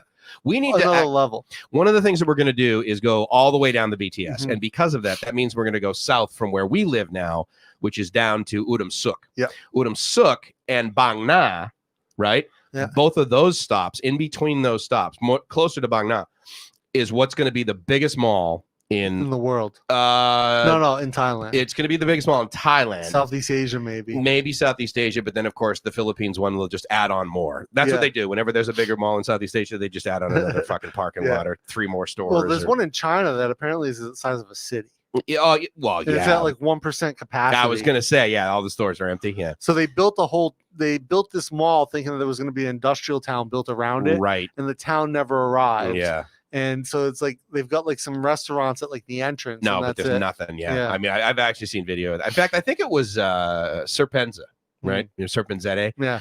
That guy, he's got pretty interesting. Him and Sea Milk were cruising around those. But in any case, the Bangkok Mall is going to be Aztec enormous. coming through with the help here. All you guys can help promote Bangkok Strange by adding a small link to your own YouTube discussion tab. Example, boom, my man. What is that? I don't understand. What is Snipboard? What does that mean? It's like a link shortener. Oh, well, you should use Doodly if you want a link shortener. Dude.ly. That's what mine is. I use the Google one. I use you can still. I thought they were the GOO.GL. if you had an account, it's still available. Okay, got it. Yeah, no, I've also got Bitly. I've got a pro Bitly account. Bitly's been around forever, and actually they're excellent. Yeah. The analytics on Bitly's good. So the analytics on the Google one aren't supported anymore. Agreed. That's what they dumped out on. Yeah, but I figured I wanted. But I think if you still, as I remember, if you still had an account, it was still available. Mm-hmm. And then, but then they yanked the analytics. Yeah, and then I don't think you can just sign up for it anymore. Yeah, that is accurate. Yeah, you can't. And then, but the links are still going to be available, I think, because again, they're going to track it, right? So they're like, we're not throwing data in the toilet. But the Bitly, I have a pro Bitly account. The analytics are amazing. Yeah, I mean, again, they were sort of the originator, and in fact, they're almost like the Kleenex of short. It's like, well, what's your Bitly link? And then someone will be like, oh, it's not. But yeah, if you really want, I mean, Doodly is basically the one to go for it now. Yeah, it's the up and coming Doodly. Are you feeling Doodly? What's your Doodly? I mean, I got this whole marketing scheme. You got a Doodly? Do you have a Doodly? You want to see my Doodly? It's short, but that's okay. That's a great business card. You want to see my Doodly? You want to see my Doodly? If you have to ask someone if they want to see your Doodly, you're in trouble. Right. You should be able to just say that. They're like, look, it's 2 a.m. I'm on Soy Cowboy. I'm willing to put anything in my mouth. Yeah. My God, what's your Doodly for that? It's an image pasteboard site. Right. The screenshot mine so people can see what I mean. Boom, my man. So we're going to be doing some food stuff, and again, the other thing that we're going to try and do is we're going to have the 9, the Hero 9, and 7's downstairs. What's that? Is that a 3? That's a 4, my old 4. Oh wow, that's amazing. The battery for this one was tiny. Yeah, well, that's the rub, right? This is my old 4. Look at how deep it is. It's so thin. So it used to have a battery pack that I would plug back here, and I put this on my helmet when I ride on my motorcycle, and with the extended battery, I could record for hours and hours. But yeah, so and it's all covered with like stickiness because of the tape that was on here. Yeah, but like the battery compartment's so tiny. How big is how long will the battery last in the 7 versus the 9? So the new battery is 40% bigger, right? So but I haven't run through a whole cycle yet. Yeah, but what are they claiming? 2 hours? I don't. It depends on what you have turned on, like horizon leveling. Oh, that's true. Yeah, because you're going to shoot through CPU doing all of that. Yeah. So the stabilization, it's ridiculous. Yeah, I know. I don't even have it set to boost, which is the maximum. God, I just have it on high. It's ridiculous. You could literally duct tape this thing to the front of a motorbike. Yeah, and it would be like, oh my God, you just shot like he's got a 4, and it does with 5K or 4K? 5K, fucking. So you can shoot 60 frames. So you can't. You can only stabilize 5K up to 30. Okay, that's fine. Which is fine. But it shoots 5K 60. Yeah, which I'll never do. So the 5K is nice if you want to shoot super wide and crop down to 4K. Yeah, they do the real, right. So that's a good thing to do, and I might use 5K for that. But for the most part, I set it to 4K 24. Yeah. And I usually, when I'm vlogging or whatever, I'll shoot in linear. And then when I'm not vlogging, I'll shoot like I put it in super view to shoot us here for a minute, which gives you the wide. What is it again? 115 degrees. I think it's 115, but once the max lens comes out, it'll be a 155. Oh, it's not out yet. No, so they've got it on the website, but I think they don't have the stock in to sell it. Okay. So I signed up for the to get notified for the pre-order. No, nice. And I'll pick that up. There you go. That'll be good. Are you gonna do it locally? Also, here's the thing. There's a GoPro store in Fortune Town. I got to check the price because now that I have the subscription to the GoPro, I get discount 40% off, right? Up to 50 on something. Okay, yeah, nice. So I'll get it for it's $100, and I'll get it for like I don't know 60. Yeah, which again, if you're shipping it, that'll cover the ship. So, but if I ship it and it's like 15 to ship it because it's just like a 100-gram item. Yeah, that's true, right? And I ship it, and then with duties, I'll probably still get it for less. Agreed. And I'll just put it on my account, and it's replaceable. I'm looking forward to a new laptop, as you might guess. And one of the things that I'm really looking forward to being able to do is actually, I mean, I like StreamYard, but I told you before is Lightstream. Yeah. Go Lightstream is pretty good. Go Lightstream.com. If you guys don't know, I don't make any money doing that. It's just another option. We've had some issues with, obviously, you guys who have been on the live streams know that we've had audio issues. The last one that I did when I was down on Koma Beach in Koh Phangan, my audio in your headphones basically sounded like it does right now. So this is the thing, guys. But I was screwed. Yeah, on that last one. Horrible quality. On the live stream, for me, Mike sounded normal, right? And then when we checked it later on, and actually my buddy Josh, Suburban Beard, 99-cent Josh, 99-cent, baby. Or Penny Josh, Penny Josh, love it. He was like, he's like, dude, Mike's audio is fucked. Yeah. What was he not using a mic? Massive overmodulation. I'm like, what are you talking about? It sounded normal to me. He's like, no, go listen to it. Yeah. And so I went back. I'm like, holy fuck. So I let you know, and you're like, no, it should have been fine. I was using the mic, and you went and you're like, oh, that's embarrassing. Yeah. And but again, we're learning. And so now you'll have like your 25 kilo laptop, and you're going to buy this same Yamaha board, and you're going to bring this with your mic. So the other thing that I'm looking forward to is, and what is obviously awesome about the Mac is that with that little, 3.5 millimeter jack, that sound card is stellar. Yeah. For like a laptop, like if you have a desktop and you're putting like a 10,000, right? It's different, but I'm really looking forward to having a much better sound card. That'll be great because then I can just plug right in. The other reason that I also potentially I think we should use OBS is because of the compression on there. Problem is that, we can use it in the studio, but for remotes, it's going to be tough. I mean, StreamYard is so simple for that. And they do that pretty well. You're leaving what, Saturday? Sunday. And then you're going for 10. No, I'm only going for the week. I'll be back the following Saturday. Yeah. All right. So actually, the episode that'll drop next week, guys, we already recorded, so you'll see that. Because we're wearing the same clothes. later that afternoon we came up. And I guess I should have changed scarves. Maybe. But so then we'll keep our lives going while Mike's away. But with OBS it'd be a pain in the ass to do. Remotes with OBS suck. It's a complete pain in the ass. We'll either use StreamYard or maybe we'll switch to Lightstream. Let's see. I like it because it's got layers, so we can actually. I mean, this is decent interaction. Yeah. Obviously, we get the comments, we get to put them up there. That's great. But the other one too is it will allow like background. Yeah. And again, it's not important right now, but it'd be good to test it out because like once people start donating, what happens to me sometimes, and I hate this, is that someone will like make a donation on my channel, like they'll do a what's it called, super chat or super stickers or whatever, and I won't see it. Okay, so it doesn't show in StreamYard? It actually does, but unfortunately, you've got 7 or 8 comments, and it's a quality problem, right? You get like 30 or 40 people concurrently watching, and the comments, all of a sudden, for some reason, you get some interaction, and you miss it. Oh, so it doesn't pin the super chats like YouTube does? Not with the same, because you know how like the more you spend, like the slower, and so it doesn't do that perfectly. Okay. But to be fair, I mean, look at StreamYard. What is it, like $10 a month, $20 a month? It's nothing effectively. Yeah. What it does is it does really well. Yeah. It does 10 things. Well, apparently not compression or not modulation. And that, that's true. So, and the audio. We clearly weren't compressed because we're so different. It was huge. It was the delta was insane. It was crazy, and I made sure that I had like compression on. Audio processing on. So did I. It was unchecked. Yeah.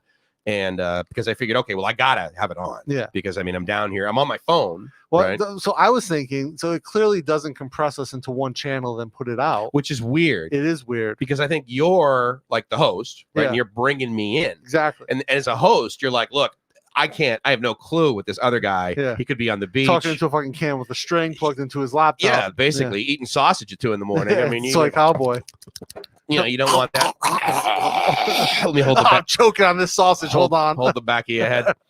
So anyway, that stuff bugs us. I mean, we're both, look, you don't stop being an engineer. Yeah. You just stop with the business cards that say you are. That's pretty much it. That's funny. Someone asked me that the other day. They're like, oh, dude, are you in town? Are you still working? What do you got going on? And here's what was just awesome. Fairly smart guy, actually graduated master's from Columbia. Yeah. But so American, meaning he's like, what's it like over in Thailand? Are you guys still locked down? Was his statement. I'm like, dude, do you not follow the news? You want to know how many dead people we have? Yeah. Like basically, 1, 2, statistically, it's insignificant. What was it, like over 250,000 dead in America now? Stupid. It is such a ridiculous number. And they're playing high school football in fucking Alabama. Oh man, that was so disappointing. I mean, again, I don't know, man. Look, I guess you could say maybe it's like when we were kids, right? And when you were a kid, when we were a kid, you kind of wanted to get the chicken pox. Yeah. Because if you got the chicken pox, then essentially you would never get it again. It sucked because then you heard horror stories about adults getting the chicken pox and how much pain they were in. And so maybe they're going with that. Maybe they're like, well, you know what? It's going to kill people. We just got to get the COVID. And then like 3 years from now, we'll look back and be like, oh my God, everyone's got the antibodies or something in the United States. It's all the other countries that never got it. Yeah, I don't think that's going to be the case. I don't either, dude, but maybe that's their thinking. I mean, I'm not saying it's accurate. So, Gotta Love Thailand came late. How much and where did you get the GoPro 9? Thanks.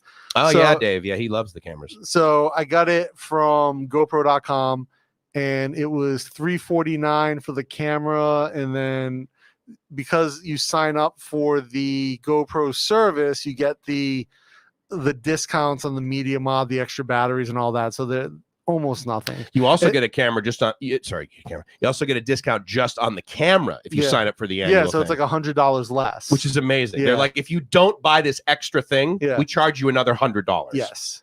I mean, talk about epic marketing. It's fantastic. And then on top of it, it comes with a case now, like a zippable case to store it in. So there's no plastic in the packaging. Oh, nice. Or minimal. Was it like fabric? Like I'll show you downstairs. It's like a hard canvas. Okay, nice. Like a reinforced canvas. Cool. And then and then you've got insurance on the camera, so you break it, they replace it, no questions asked. You sent me a link to DJI for their what is drone? The Mavic. The Mavic, right? Yeah. I don't know if you saw it on there, but for the price you buy the thing, you can break it and they'll replace it up to 2 times a year. Yeah.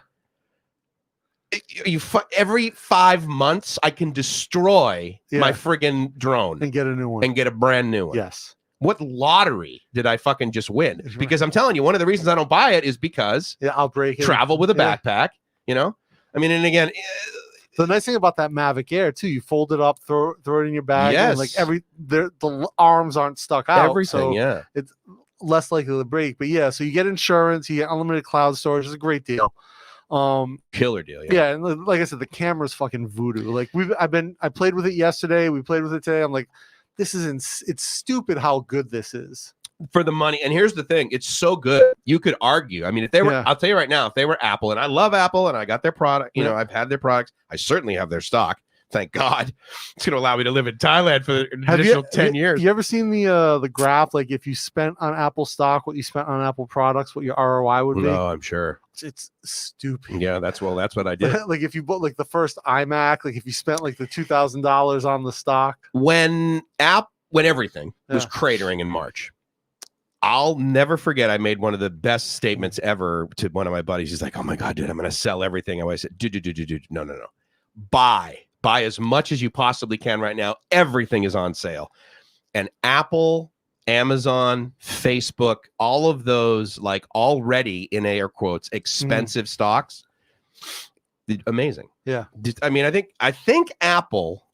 Well, it's hard to say. I was going to say has doubled, but I can't remember the math because obviously it's, they split. They do a split. Yeah. So right now I'm just in my index funds. Like I don't pay enough attention to the individual companies I get it. To feel comfortable investing. Totally. And my index funds, I've been very fortunate for over 20 years. I've always beat the market. Well, dude, long term. Yeah. I mean, that's the thing. I mean, because like year by year, my index fund, it might be 0.01%, but I've always beaten the market. Yeah, right, sure. Like overall. So I'm happy. Yeah, no, absolutely, dude. I mean, at the end of the day, you're like, look, I put $5 in this bucket. Yeah. And then when I go back to this bucket, it'll be worth $10. Yeah. I'll do that shit all day long. Yeah. Right. Yeah. So, I mean, and I think for a lot of, because this actually came up on my stream the other day, which is like, oh, Michael, what do you think I should invest in kind of thing, or asking me. And at the end of the day, I mean, Amazon, every single time I've said to myself, Amazon is going to go up, or it's been at a price that I labeled as being low. I'm like, I should literally take every single penny I have and put it into Amazon. The last time I said that was I had money in a 401k. Individual IRA. And I could have like pulled it all out, 10% penalty, and paid income tax on it, and it would have been like 50 grand. Yeah. And that was when Amazon was 110. And I said to myself, it's only 50 grand. What are they at right now? 3,200. Yeah, it's stupid. Even now, it's probably even a good deal. Guess how far ago I would have bought another laptop? Yeah. It's an unlimited amount of money, especially in Thailand. Yeah. I mean, if you guys are like sweating it and you're living in like New York City, San Francisco, that sort of thing, and you've got only $2 million in the bank in the United States, and you have even the slightest desire to come live in Thailand, you're the rest of your life. You're a billionaire. Yeah. 60 million. 60 million baht. Yeah. You can buy the most expensive condo right on Sukhumvit for 30 million baht. No, there's 250 million baht condos in Sukhumvit. Where? Planchet. Oh, yeah, that's fair. The penthouse is 275 million. Yeah, no, that's true. I was thinking of the giant queue at Nana. Yeah, there's 30 million is a starting. Yeah, so but who wants to live in Nana? Tell me about it. I can't. I mean, when I lived in Asok, I'm like, why do I fucking live here? Well, for me, it's convenience for the rest of the city, but I mean, I don't do anything in Asok that like I need to be close to. Down here, except for Pala. And there you go. Down here, because I was staying in On Nut, but now On Nut, as of like 2 or 3 years ago, it's friggin' busy. Yeah. And so when I try and get on the train with my luggage to go to the airport at 7 in.the morning, packed. I cannot get on if I have a rollaway. I like where you're at. Udumsak is a nice hood. I like I also like I love Banjak where I'm at here. Yeah, for sure. Phenomenal. I'm deep in the soy. You are. So like I'm not near the craziness that happens up at Sukhumvit. No. And it's obviously more space, right? It's cheap. Here's the thing. The statement, "Oh my God, it's so quiet in my house" in Bangkok. Yeah. Most people don't think that it will ever exist. No. And here, we pin drop. Same with my condo. Yeah. And I'm like, maybe half a kilometer from the guys behind me have roosters. Right. I've never heard. Sometimes I'll hear it in the headphones. We heard the helicopter today. Yeah. That's the first external noise. I've never heard the helicopter here before. Well, because your helipad, you don't use it a whole lot, do you? So I had a helipad in my old spot. Yeah, friggin' penthouse. Yeah, Jesus. my PH my private helipad. Rust on it. Yeah, it was in bad shape, dude. I went up on it. I'm like, Jib was like, "You might fall through. You might fall through this emergency landing spot in case you're having a heart attack. This is not going to work. This is not good." Yeah, they'd be like, "All right, that guy's gonna die." How many? What does Hike say? 20,000? Yeah, 200,000. More than 200,000 dead. Yeah, more than 200K dead in the U.S. God damn. I don't think there's 200,000 people that have contracted it in all of Southeast Asia. At least not in Thailand. Singapore had a lot. So Singapore had a lot. Did it? Yeah, they had a lot of contraction because of the migrant worker living conditions. Yeah, but again, even all in, I mean, what does Singapore have? 8 million, even with the migrant workers? 5 million? Well, right, but with the migrants, no, I think 5 million with the migrants. Okay, come on. You can't tell me that like 10% of the friggin' population got October 14th. Watch on. Thanks. 7. Glad I did not get the 8. Thanks. You can show these. Yeah, I'm just going through which one I want to show. So I have a 7 also. Got to Thailand. You missed the story about the 8, which is a crazy story. So I technically own an 8. It's in Mexico right now en route.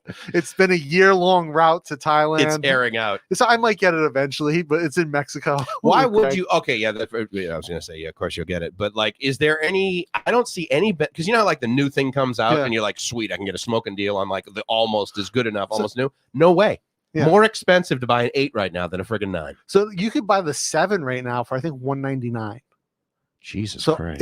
If I was gonna buy an old GoPro, I would buy the 7. Maybe I should get the 7. Because see, with my travel, I mean, although you can put I'm worried about it, like dropping the silly thing. Yeah. So here's the thing: you buy the insurance, $50. You still get the 2 or 3 times a year. You can replace the GoPro on the 9 on any. If you have the insurance and you add it to your account.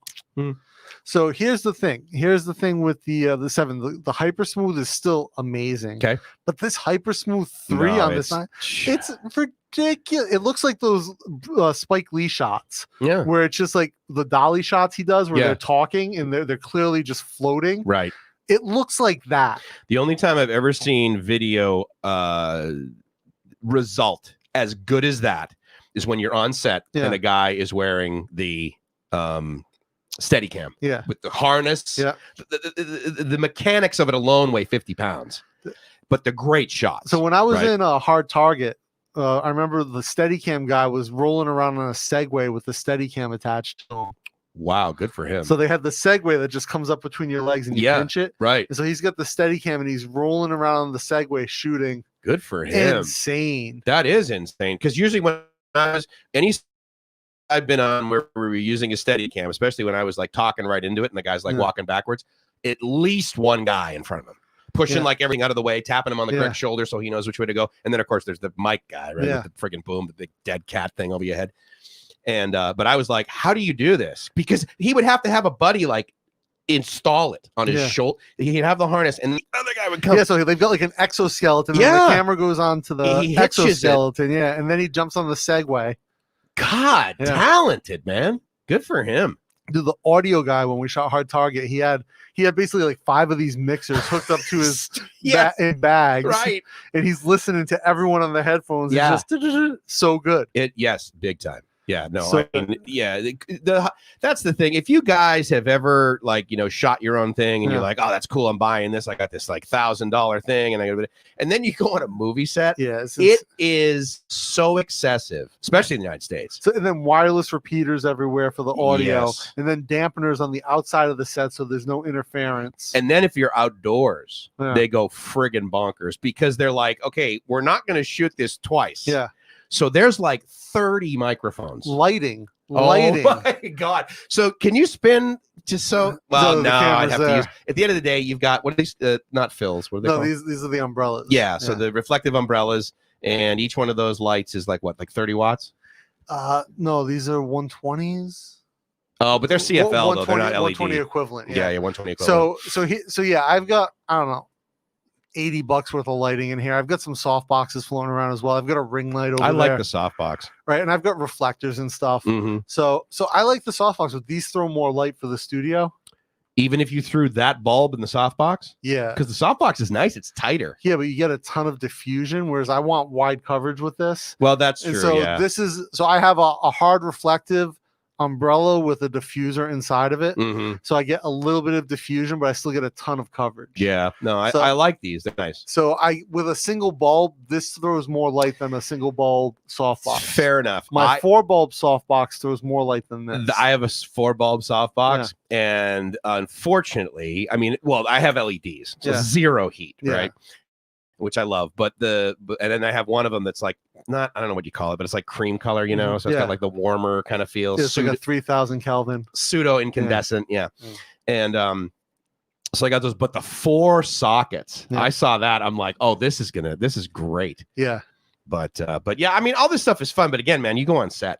Yeah, no, so the like lighting, so obviously like the scenes that I shot, they were just all like kind of like blanket lighting because it was a fight scene. Okay, yeah. But indoors, it was indoors, and so it was a badminton court they made to look like Vegas. Awesome. But so then they shot some scenes where it was just like a close up of the guy, and the lighting team comes in, right? And they've got the spotlights, they've got the fill backlight, they've got the reflector to get the drop shot. And they do it so quick. Whereas like if I'm shooting like a talking head vlog myself from my YouTube channel, right? Like I spend like 30 minutes setting up like, all right, how's this look? These guys are like boom, boom, boom. And they've got like the cleanest setup. Well, there's also like 6 of them. Yeah. And they roll up in a panel truck. Yeah. And they got everything hanging over the back. They've got the silks and like, what is that black tape? Oh, like the gaffer tape. Gaffer tape. Shit. I mean, on their arms they wear it. It's everywhere, you know. Yeah, but I mean, it's just awesome to watch. It's so awesome to watch. And, but like I learned so much just from like watching them and talking to one of the girls. And she was like, oh yeah, she's like, oh, if you want like this type of reflective or this type of diffusion, it was like, damn. And it's fun, man, right? I mean, it's just really fun. I wish I could again, I'm still trying to find a radio station local they'll let me use their studio, because I mean, again, I could find that. I know where to get that in Pattaya, and I know where to get that in Phuket, and I cannot believe in the best city in the fucking world I can't find a basically owned radio station. Not owned, but no, Michael Wace doesn't own a radio station. No, and that really pisses me off. I told you I actually went over to the studio that was there, but unfortunately, the guys that were funding the studio, they pulled out. They yanked out. Oh, I thought it was his. I thought it was his. I mean, he uses it. Oh, I see. So, Go More Hike says, but if you actually look up the infection and death rate compared to Thailand or Korea, which is much closer to China, it floors you. Yeah, it really does. Singapore, 57,000 cases, 27 deaths. Look at that. 57. Yeah. 27 deaths in how long? 27 people died in Singapore taking a dump. Unfortunately, though, I hate to say it, I'm not sure if Singapore counts migrant workers as people. Yeah, I understand. You know what I'm saying? Yes, I do. You've been there, yeah. Yeah, I mean, there is a again, they're not slaves. Yeah. But if you you might as well be. Considering they're economic slaves. Yeah, considering the delta between where you and I would stay, even if you and I only paid like $100 a night for an Airbnb. Indentured servants. So you could stay in like a they're making decent money, but you could stay in a $50 a night like hostel or like shitty hotel in Singapore, and it would be better than the migrant quarters. Yeah, for sure. Because they have their own district they keep them in. I stayed at a condo. It was an Airbnb, $100 a night, right? Nice. And it was probably on the train. I'm thinking like maybe 20 minutes away from the Sands. Yeah. Right, Marina Bay Sands. So you would cruise in there. Their subway system is friggin' amazing. Their metro. And not only do they have like, the spoke thing going on, and then they have the line that goes all the way around the city. Yep. They got a special one from the airport. Yep. I mean, again, it's just, they did an excellent job. Probably the best room I ever stayed in Singapore was at the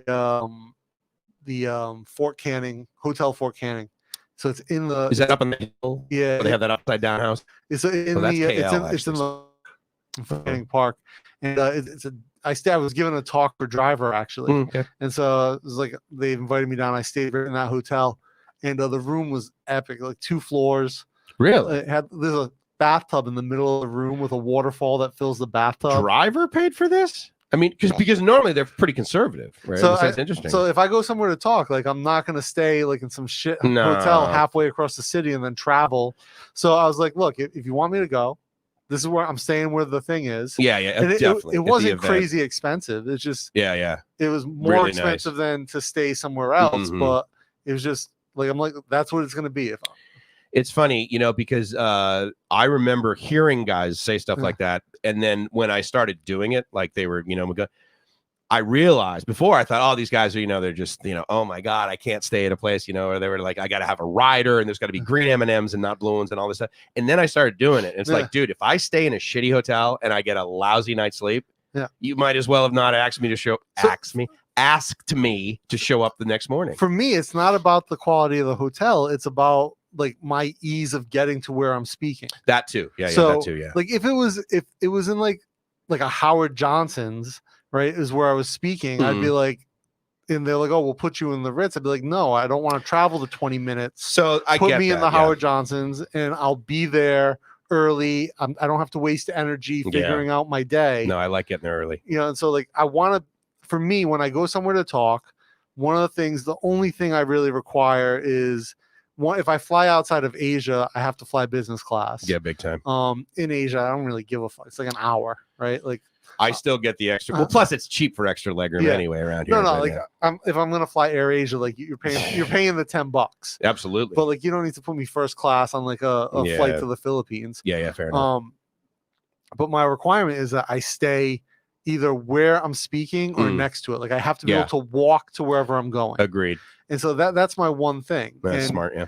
Like that's the only thing that I require when I speak somewhere. That and my dietary restrictions have to be right. Obviously, a vegetarian they can't throw hamburgers. Yeah. So like I get that. Those are my 2 things, and like that is it.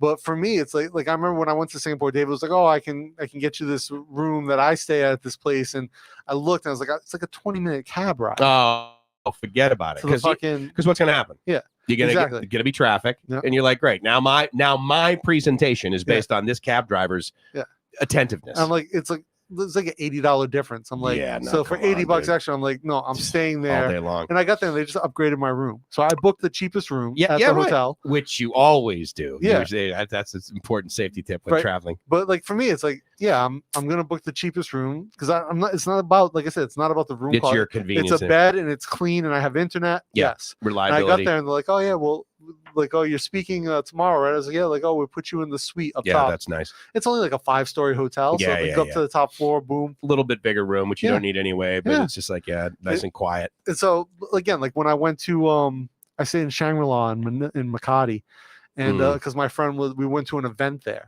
Right, like I could have stayed somewhere cheaper than the Shangri-La, but the Shangri-La was $120. Yeah, no, I mean, so of course I'm going to stay in the Shangri-La. Yeah, Shangri-La is a good property, great customer service, right? And then the event is there, so literally I take the elevator 10 floors down, Bam. and I'm at the event. I love going to things when someone else did the PowerPoint presentation. I do not. Guys would be like, "Oh, dude, I was up all night, like messing with my PowerPoint before I did." No, my slides are pictures, and usually not very. That's what I would usually require, but I gratefully haven't had to make my own PowerPoint presentation in a long friggin' time. So, gotta love Thailand. How's the microphone on the 9? So this is an important point. The microphone on the medium for the 9 is on par with the Rode Video Mic Mini or Micro, whatever it is, the vlogger one, the mini one. It's on par with that for audio. Up. What about without the media mod? Yeah, it's pretty shitty. It's not bad still, but it's not great. Okay. Like I wouldn't use that audio for speaking. Really? Like you don't get depth in the voice. And there's one microphone, what, front and back, or just one? So there's two. There's front and back internal, but they're it's for like picking up ambient sound. Like if you're on a motorcycle or a bicycle, that's fine. Okay, got it. But speaking is not good because there's color and quality to a voice. Yeah, for sure. Right. So you want to have that. Right. Whereas the media mod is definitely. How much more?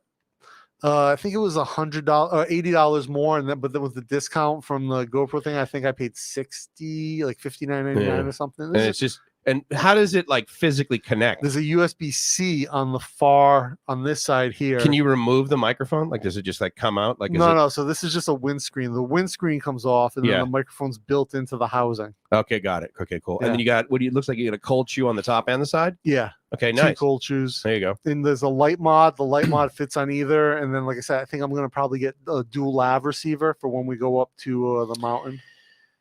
And we could probably use it for our trekking around BTS too. If we could both talk, because we're going to talk at the same time. Yeah, and if we have to do that with 2 cameras, it's directional. Yeah. Yeah. How much is that? I think it's like 7,000 baht. You gonna get a Ceramonic? Yeah. Okay. Yeah, those are pretty nice. Yeah, Ceramonic gear is super cheap here. Rode gear is ridiculously expensive here. Yeah, and the Ceramonic, I would say equal quality. Build quality, well, for some of the microphones, the build quality, consumer microphones like 3.5 millimeter jack. No, just the plug-in. The build quality is not as good as Rode. Yeah, but I've got a Ceramonic shotgun somewhere. Built solid metal body, build quality is on point with Rode. And then same with their wireless gear, right? Yeah, because they have monitors too, which are pretty nice. Where's my mixer? This one. That's Ceramonic. Look at the build quality on that thing. No, it is it's a killer. Monster. I got to figure mine out. I can't figure out why tip ring sleeve in and out doesn't allow audio to go through. Is yours Ceramonic? No. But I mean, again, it's Ulanzi, right? I mean, we like that. Yeah, Ulanzi's good stuff. So build quality on this thing, this is metal. This is all metal. No, it's shielded. And it's got detents on each part of the, that's really nice. So it's nice. Not smooth. Yeah. Absolutely. We should actually, I've been meaning to do this on my channel too, is have a tech only discussion. Yeah, we should. Because I mean, we geek out anyway. We should do a vlog about the studio, about how we do our live streams. For sure. And the soundproofing and everything. This is funny. I thought you were way too young to make a Howard Johnson's reference. So I've actually never stayed at a Hojo, but me neither. Where I grew up, there was a Howard Johnson's that had like some restaurant attached to it. In Pawtucket. Yeah, they usually did. And right? Like people would make a big deal about like the buffet. And I went one time, I'm like, this is like, I'd rather go to Ponderosa. It's like this Denny's. is like, this is like the shittiest thing. Yeah. But like I grew up in Pawtucket, Rhode Island. So it's like, what was good around there? Nothing. Friendlies. Oh yeah. Friendlies, Fribbles. No. Friendlies isn't shit. We have Brigham's? Newport Creamery in Rhode Island. No, but a chain though. No, but there's a chain of Newport Creameries, but only in Rhode Island. Oh, okay, got it. So it's like Friendlies. It's like Friendlies on steroids. So good food. I mean, Friendlies food was pretty good. It's the same quality food as Friendlies, but the ice cream selection is like through the roof. Dude, how awesome! The quality of ice cream. Yes, the ice cream in New England. Yeah, friggin' spectacular. Yeah. Really, really good. And I'm not talking Ben and Jerry's. Like small mom and pop shops too that have like the best. Phenomenal. Yeah. You know what's in Cleveland? When I lived in Cleveland, they did frozen custard. Yeah, that was a big thing in St. Louis too. And it's like silky, creamy. Oh my god. Lapperts. LAPP. There was, I forget what the name of the place was, but you would go and they put it through a machine. It's like folding it and freezing like it. It was like a like the rubber taffy yeah, thing. It comes out and it's just like, oh my god. Yeah. It was basically because in California we didn't have that, but we had gelato. right? But it's like the Midwest version of gelato sucks.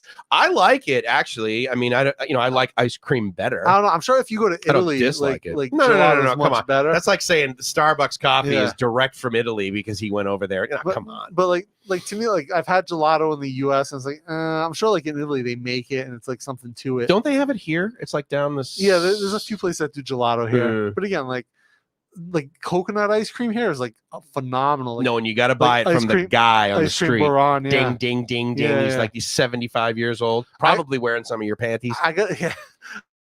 Be careful though.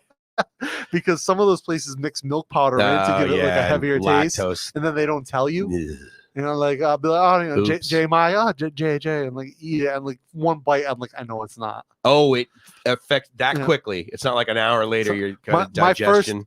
Not my first date, but like when I first started dating Jib, we went to floating market in Ranksit, which is basically just a bunch of barges floating on a section of the Chao Phraya runs through Ranksit. And we had boat noodles, and I had like the J, and then they had the ice cream baran afterwards. And Jib asked, like, because I spoke zero Thai at this time, as opposed to the 2 words I speak now. Attaboy. And so Ko and Pangan. Yeah.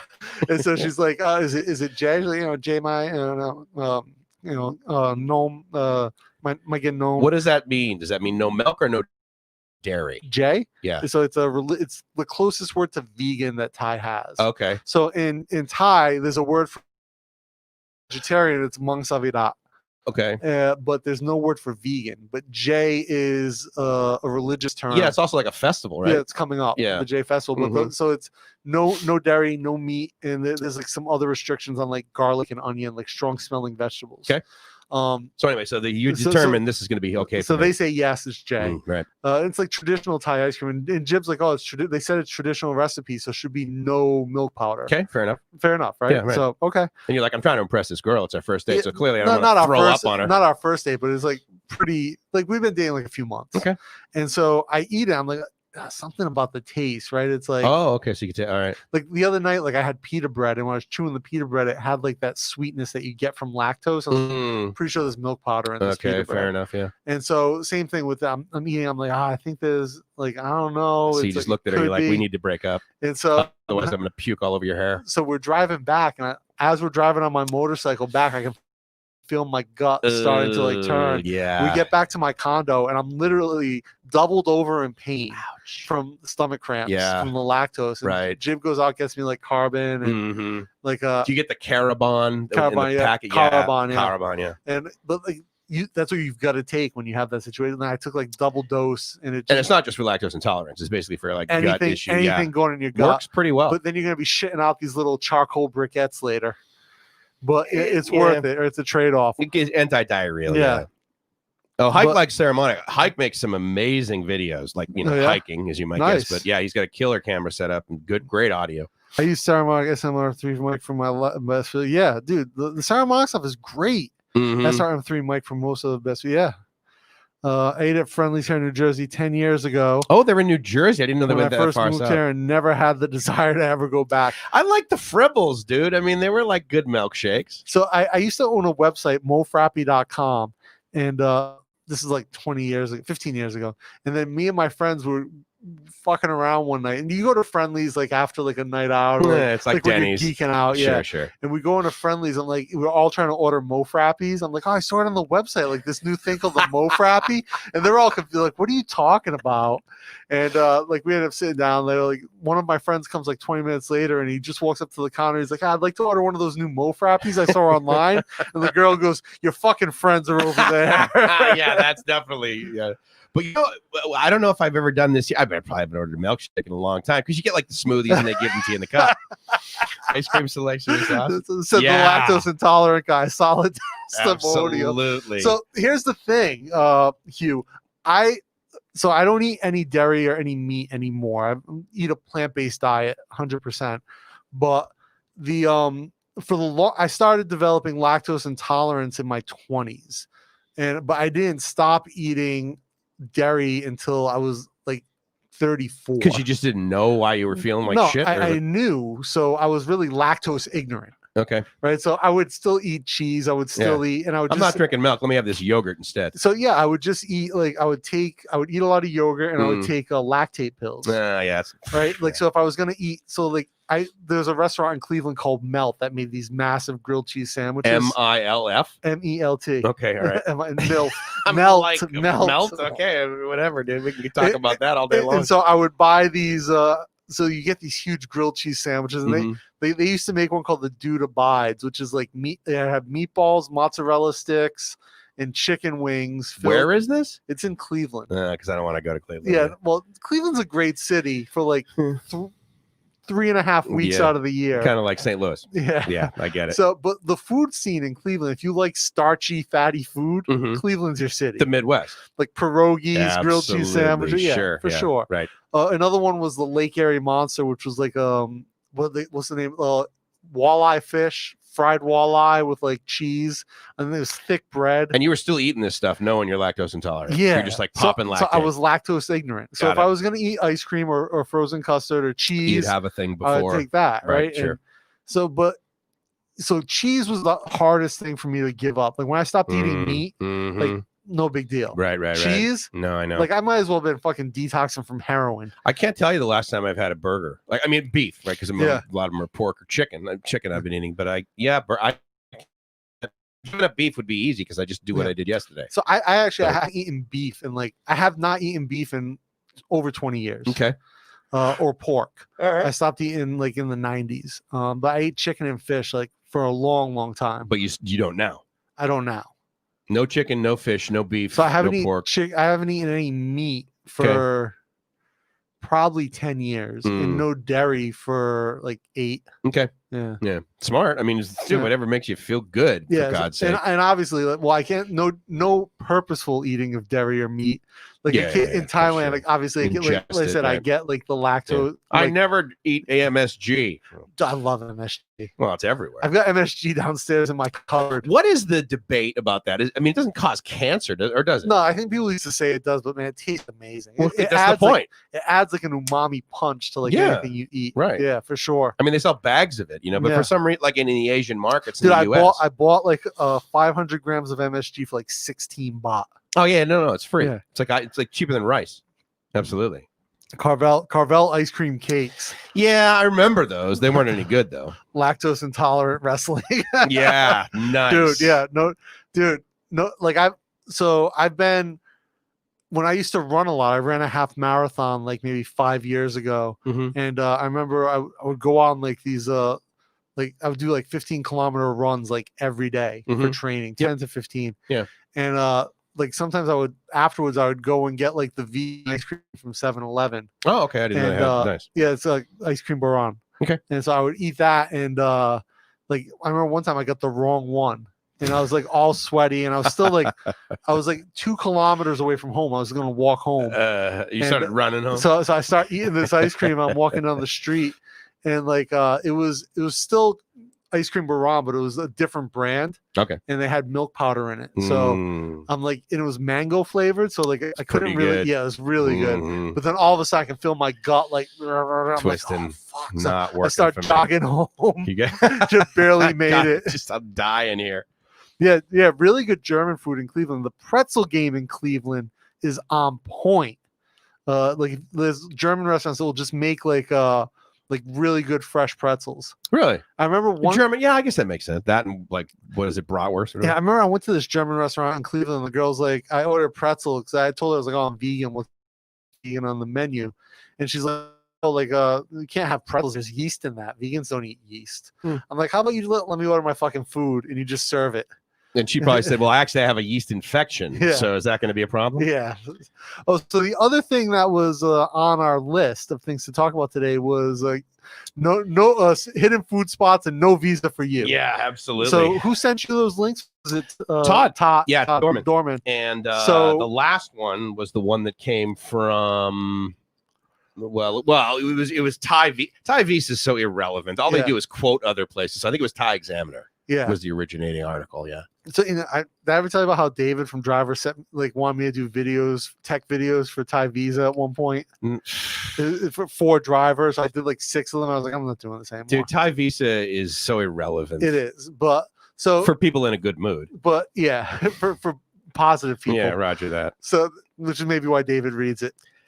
He quotes it, and I'm like, he's like, yeah, the guys on there are saying, I'm like, the guys on there, the guys on Reddit said, I mean, they're in a bad mood. So, whatever. But basically, the article you sent me, the link that you sent me, was actually very interesting, and the timing of it was very precise. So the things that people were talking about, as far as, there's no extension. They did not come up with another extension. And they cannot. It's not going to be like at the last minute on Thursday. You guys are going to be psyched. There's not happening. No more amnesty on visas here. Right. We're both on visas, right? So you're figuring yours out now for your extension. But I got to like November 20th, basically, which is my stamp. Yeah. You're going to do one way or the other. Yeah, mine's until January. Yeah, right. And I'll be good to renew no matter what. Yeah, of course. So we're looking at, okay, what is the, what is it people who are stuck here? And so if you're here on a tourist visa and you have no way to renew, you could end up being fucked and just have to leave, but you might not be able to leave. Well, in the sense that like going back to your country is not possible. Yeah. Because I mean, again, if you cannot do that, in theory, you should be able to go to your embassy and get a letter. However, I've heard that the UK, the US, and one other country are the only 3, at least in that article, that were referenced as actually giving out these letters. Yeah, they were saying the US is basically just handing them out. I know. I mean, how much confidence do they have in you don't want to go back to the US? We understand. Yeah, we get it. Trust me, Yeah, I mean, thank God though, because it's like I wouldn't want to have to go home right now. Yeah, for sure. Forget it, So if I have to get this letter, but I mean, it's a bitch. And it's funny. I was down in Kopangan. What is it? Kopanang. Anyway, sounds like she throws a G in there. There's a little bit at the end, like Kopanang. It's a different. It's not a G. It's like Nangnu or whatever. Oh, it's a Nangnu. So if you learn like to read Thai, like all the sounds, impossible for me. Yeah, no, it's not impossible. It just takes illiterate, crazy, right? Anyone who's illiterate in the United States, you're like, dude, what the hell's the problem? We're illiterate. Yeah, basically. How long did it take Jay to see the thing I sent you yesterday, which was the previous bill from the guy? So I forwarded to her. Yeah, and she looked at it. She just wrote me back. Just bam. Yeah. Well, I mean, again, it's like you and I, reading comments on YouTube. Yeah, it's immediate, right? So I can read like 3 letters, right? Really? But like I can't put words together. No, I just can't. Just the actual art of drawing the silly characters. So have you ever seen how the Burmese language is written? It's like all circles. Really? Yeah. A lot more circles. So it's circles, and like there's different parts of it that are open. There's like Korean has a lot more circles and straight lines. So the way Myanmar looks like, it's just like a collection of open dots. I wonder, because I look at that and I'm like, okay, that's messy when it's written a typewriter. Yeah. My handwriting in English is a friggin' disaster. There was the girl who was her name was Yemen.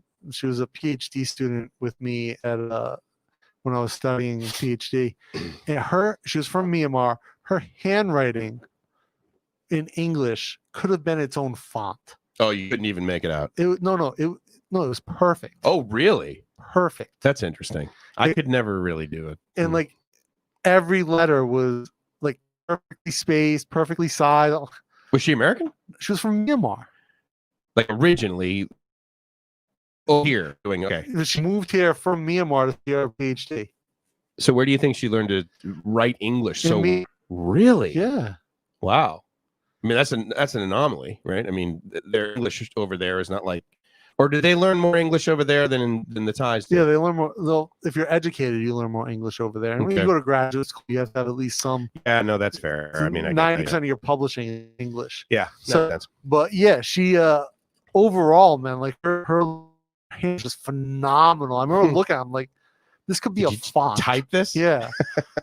So the visa situation, right? And again, like because of the economic like downturn we had during the beginning of the year, there's some people who might not have the funds to renew. For sure. Yeah. I mean, again, the exchange rate is pretty much the same. Yeah. Right. I mean, so if you're making but again, to be fair, to get that sort of monthly income that you would need, let's say for a retirement visa, or to have that kind of money in the bank, I mean, again, the exchange rate is the same, but for some reason, like your savings, for example, might have decreased in the U.S. And then so what's the income for a retirement visa?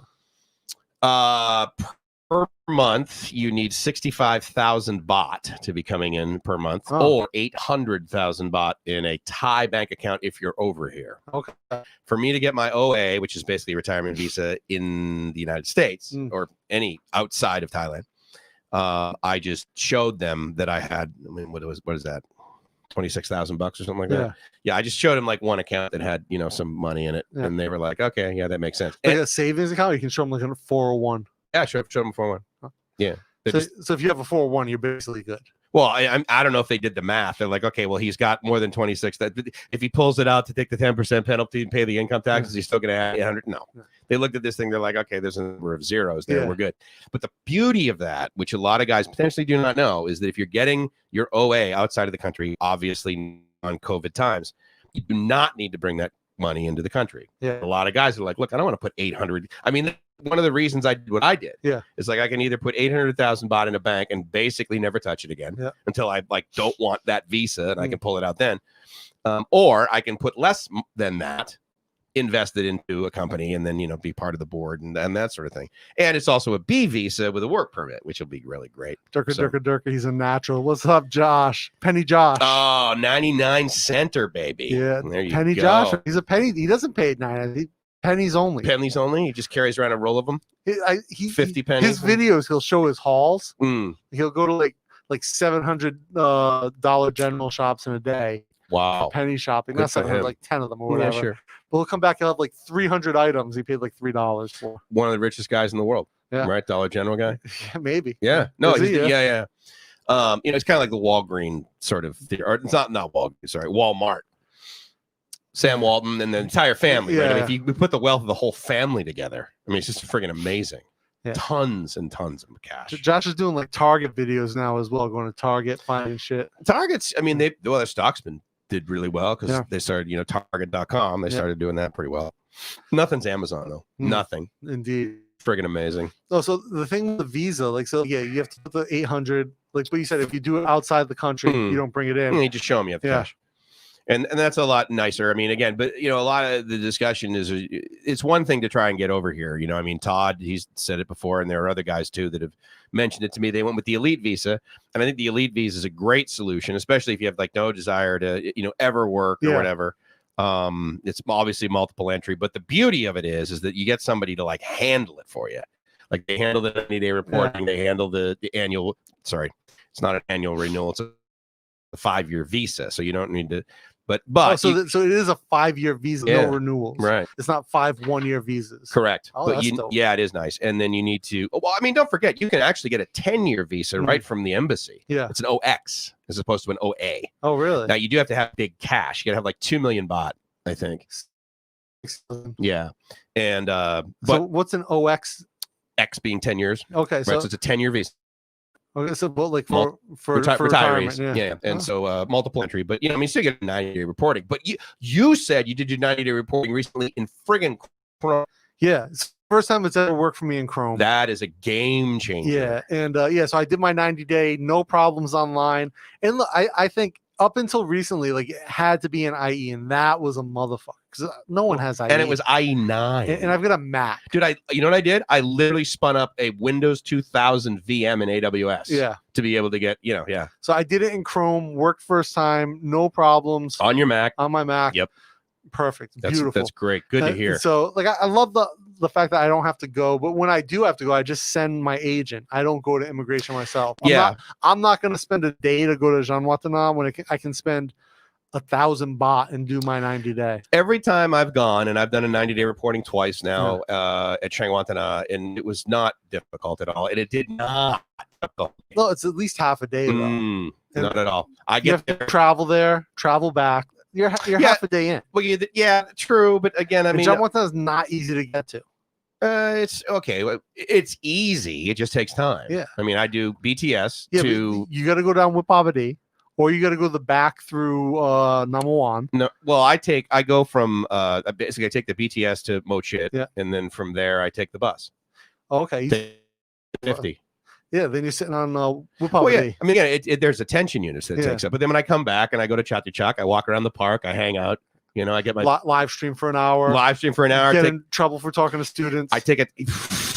You remember that video? Yes. That was in Lumpini. Yeah. That's right. I sent you a message. I'm like, is there any reason why? Yeah. And it turns out, the guy molesting girls on the something like that on the Chula campus. Yeah. Which I thought was completely weird. I figured they'd have plenty of security there. No, they do, but it's shit happens. But I was good. I mean, I was glad that the guy was like, hey, look, here's the deal. Yeah. He's white, so therefore, whatever, fine, protect these girls. Go for it all day long. It's not like I went up to them. So, but for me, I'm looking at from a visa perspective, like one, I don't want to travel. I don't want to spend the time. I get it. Right. Half a day. I don't have that.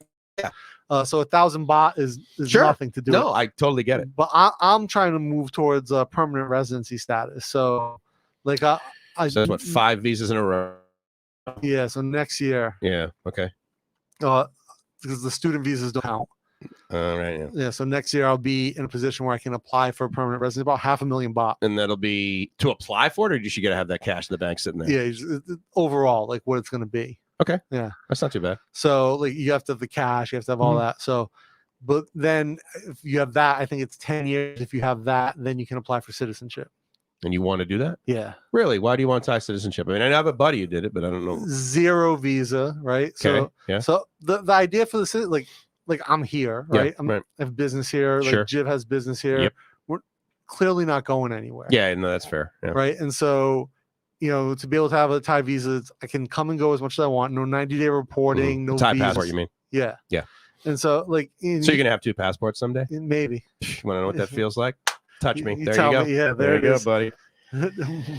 Mike Bourne. Canada and America, ladies and gentlemen. If I could get Canadian citizenship, I would do it in a minute. Like if I could move to Canada and get on no way, I'm moving there. A path to citizenship. So yeah, it's significant. I mean, you gotta stay there a while. Yeah. If I wasn't born to Canadian people, it would be very difficult. So it's like the same thing with Australia. Like, because Jib and I at one point talked about leaving Thailand. Where would we go that we both have a path to citizenship that's not the US, right? And so like Canada and Australia were really the places Canada. We talked about. Okay. Well, Canada, because it's still a cool country. Right. Yeah, it's freezing cold. Cold as fuck though. Yeah, no, exactly. Right. And so like yes, the people are amazing. What would I do in Canada? It's like drive to the US to get shit done. So I mean there's a lot of cool shit in Canada, but I know. Toronto's amazing. Yeah, but it's like finding where, but then like the thing is you're back in the rat race. You go back to a Western country. It depends what you're gonna do. Yeah. I mean if I had to go back to the United States to like live for some reason, I would just cruise down to Florida. I'd live down there. It's the only thing that's got any weather close to what I like. I would go to Texas. Fort Worth is so at one point I need beach. We were talking about you go down to golf. Ugh. Texas? No. So we were talking about Brogotine mist. They've got these long surfs there. So it's like you can surf for like miles. Yeah, that's true. Yeah. These little waves. The water's not nice though. No, but Florida water's nice. I'm not a beach person. Yes, I'm a beach guy. Do without it. I need a beach. So obviously in the ocean, not a lake with friggin' sand. So no Cleveland for you? No Cleveland, no St. Louis. They're like, oh yeah, we have lakes here. I'm like, you people are friggin' lame. So we've got to eventually, like that's the plan. But you're gonna It's like hopefully. So that's a long-term plan. But residency will be next. And with residency, no visa. So I was gonna say, like, what happens with how do you get? I mean, you don't get a passport. So what happens with residency? So you get a visa. So you get it's a 5-year thing in you get a book sticker. Or you get a book. Yeah. They don't put a sticker in your US passport. They do. They put something in there, but you get a book to show that you're a resident. And then every 5 years you go to the police station and renew it. Okay. It just says like PR or something like this. You don't have to go. So what they told me is you don't have to go to immigration, but you don't need a re-entry permit. You need an exit permit. So you don't need to. Interesting. So you don't need to get like a multi-entry. You need to get a multi-exit. Because I mean, you have to go through immigration to leave anyway. Yeah. So it's not like they don't have record of it. Yeah, but you're not getting a re-entry for your visa. Like right? that's what I would have to do if I was. So I have a multi-re-entry every year when I do my visa. You just get the one. Yeah. Okay. Exactly. It's like 13. No, wait, how much is this? 3,000 baht. Yeah. But then you don't have to get one every single time you travel. Yeah, that's if I were to do that. Like for example, my visa expires October 3rd. Yeah, but my stamp is good until November 22nd. Yeah, right. So if I were to leave after that day for whatever reason, and I could get back, you know, i.e. non-COVID, then yeah, I would have definitely done a multi. Because where do you do it there at Suvarnabhumi, right? No, the multi is you do it at immigration. Oh, you have to do. I thought you could get it at the airport on your way out, like right before. You might be able to, but I've always done it immigration. I've always just gotten the multi when I get my visa. Oh, got it. So you. Oh, really? I didn't know you could get it. I thought you had to wait till like towards the end because you don't need as a visa holder during the visa's validity. You don't need a re-entry permit. By default, you're a single entry. You get no. It's a multiple entry. No. By default, By default, when you get a visa, if you don't get the multi-entry, it's a single entry, and then your visa is invalid when you come back. Right. So unless you get the multi-entry. Yeah, okay, that's fair. And so I always get a multi-entry because I know I'll always leave the country at least once. Totally, yeah. And again, that was our plan. We were going to travel. Time savings for sure. Right? So it's like I don't want to go to Jamaica to get a single entry every time. Yeah. No, I completely agree with that. But with the if you get PR, then it's a multi-exit.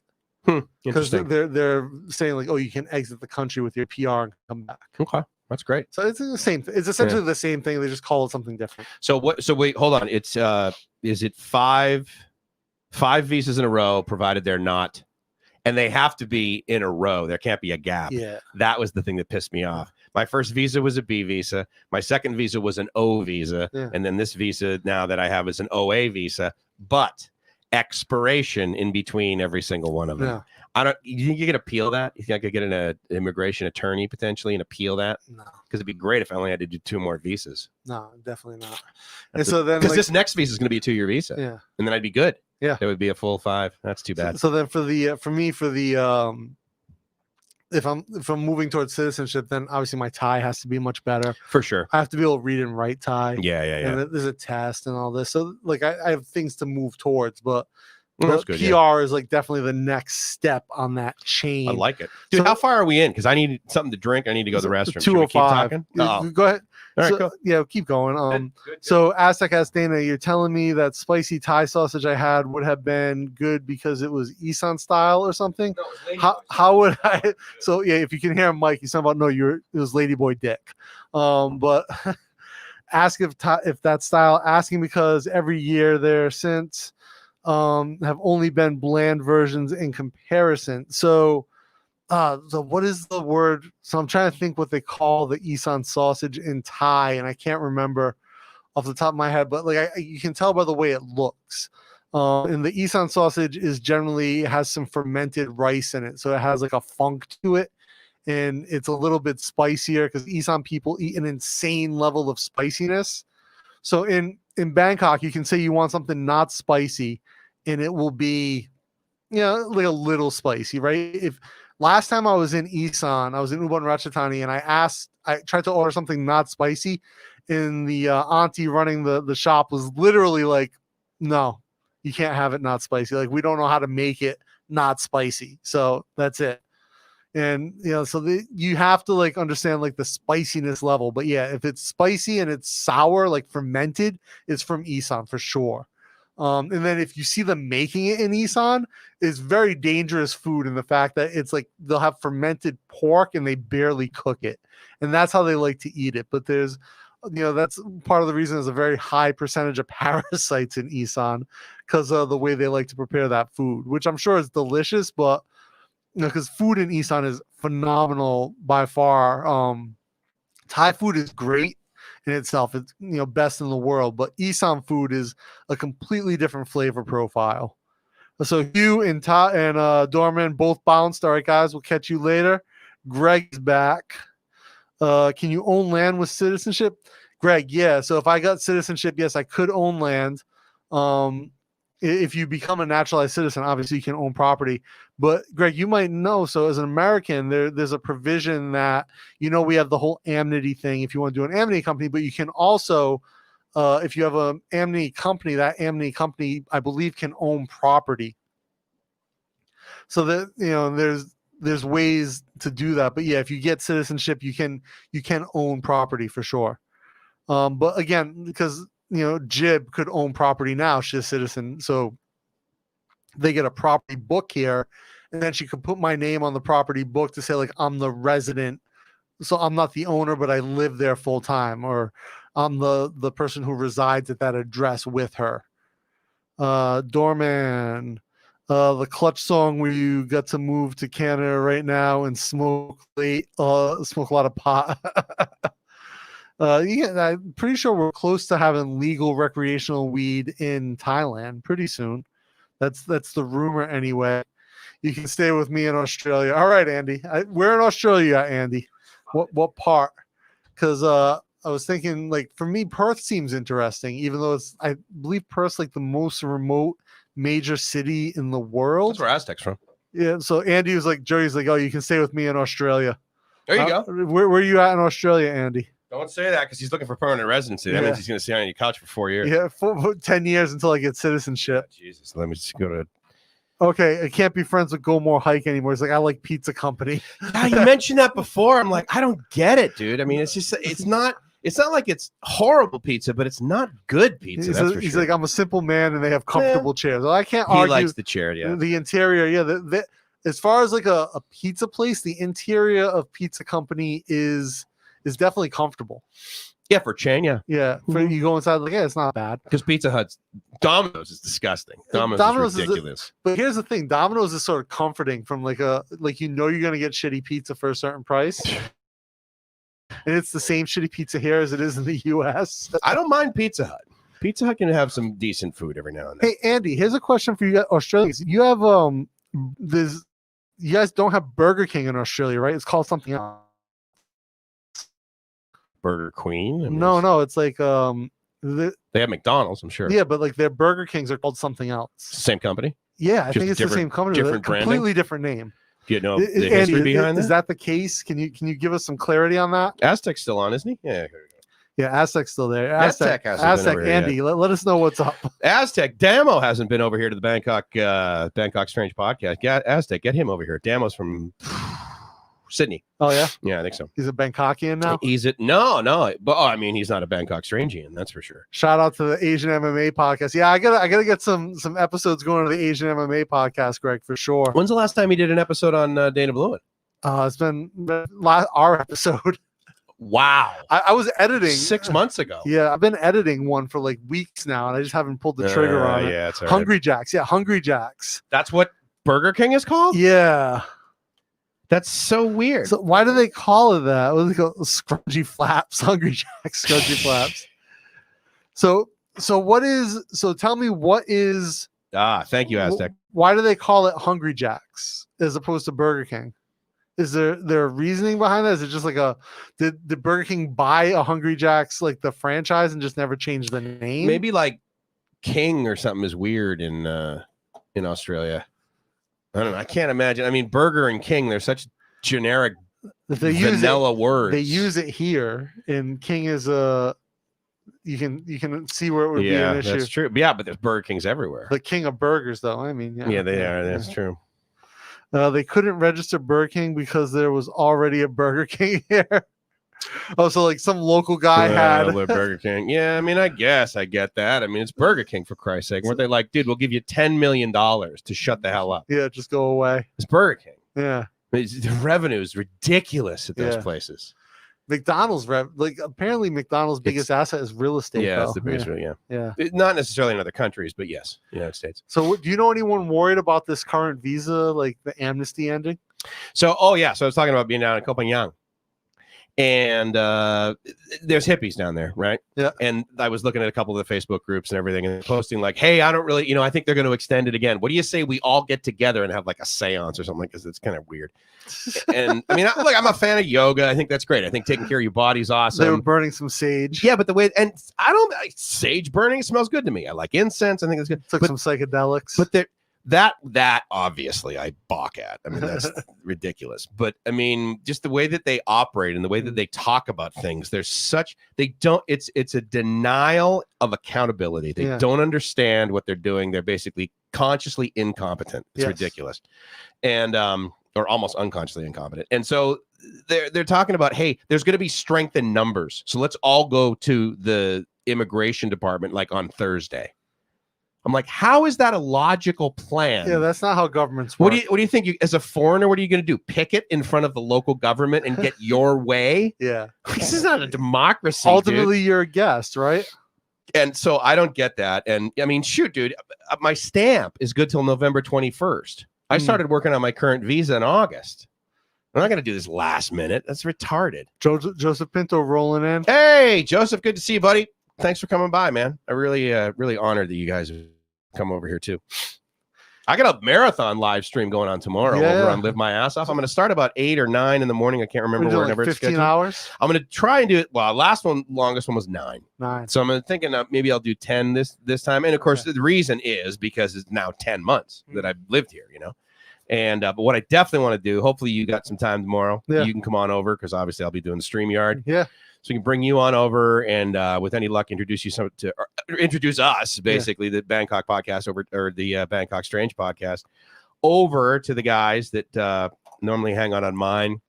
And then I'm trying to think who else we should bring on here. What was the person that we were trying to get a hold of?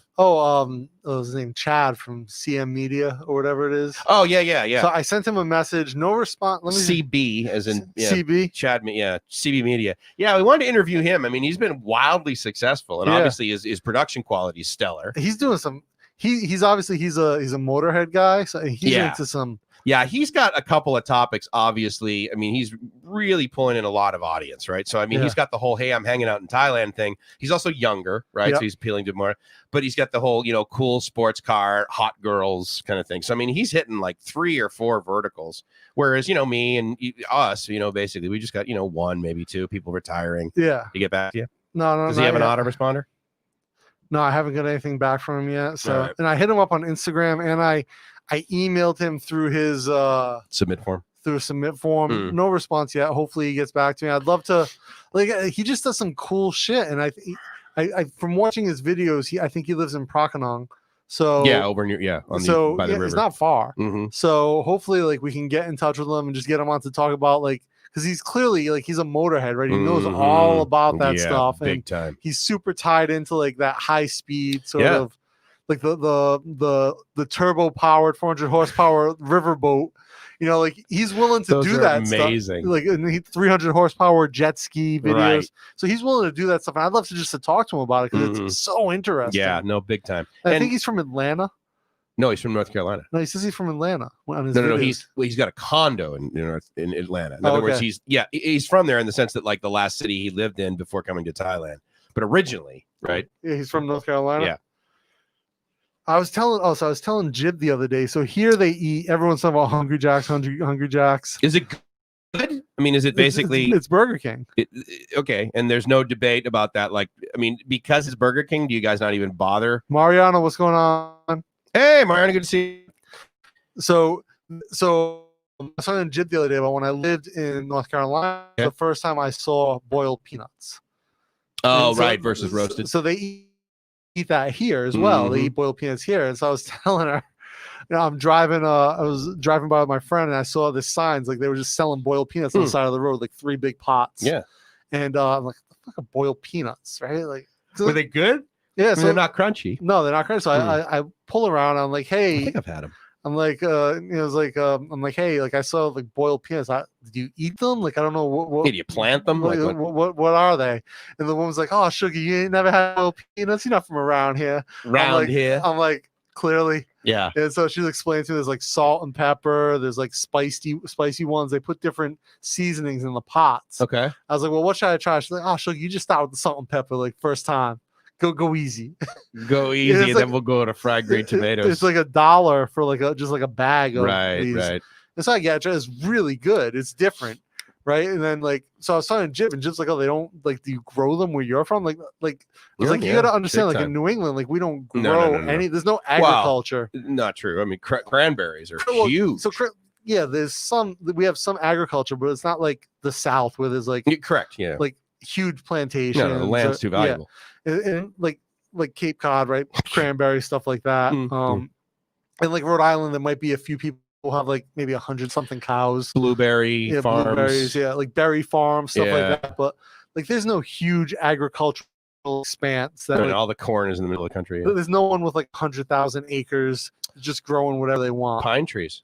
That's huge. Yeah, we grow all the pine trees for the whole rest of the freaking country. You think California's growing palm trees? They're not growing. And all of a sudden the tractor trailer shows up at freaking Home Depot. I literally regularly would buy my Christmas tree in San Diego in flip-flops and shorts.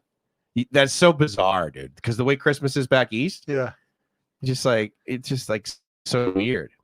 So, but wait, did you call it like when you guys are like going for burgers? Do you say, "Hey, dude, we're going to Burger King," or do you say, "Hey, I'm going to Hungry Jack's"? Yeah, it's an interesting question. So in Australia, do you refer to Hungry Jack's as Burger Kings? I know they have BK. Whoppers. Oh, they have they have everything else is branded, all the same stuff, Whoppers, all that. But it's just a different name. So is Jack probably the guy with the how they have the King, right? And is that weird face thing he's got going on? Maybe. Yeah, maybe Jack down there. Do you guys get a Hungry Jack mask every year? Do you go jacking off when you go get? Is that what you call it down there? In other words, you come to the U.S. and you're like, yeah, I tell you what, I feel like some burgers. Let's just go start jacking off. You ever seen this guy Ozzy Man on YouTube, the comedian? Like Ozzy or Ozzy Man. No. He's hilarious. From down under. Yeah, he's from Perth. Okay, nice. All right. But he basically does commentary over videos. Okay. He has this whole series called Destination Fucked. So is it like Mystery Science Theater 3000 where they comment on the? No, you don't see it, but it's basically the same thing. And he'll get like he'll like commentate people like getting like messed up. Destination Fucked is like you try to do something, you fuck it up. Okay, and it fails. It's like here we are, we're just gonna jump on the diving board and you're Destination Fucked. I can't believe you never. I'll send you some of his videos.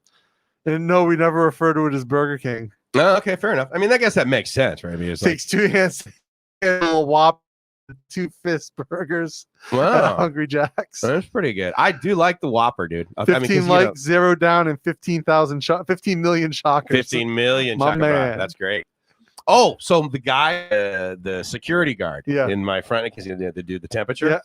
So at first, I do this, like and of course they're like, what the fuck are you doing? You're like some American Sign Language thing going on. So now it's awesome because I come in, right, and here you put your hand out like this. So we go like this, and then like this, and then like this.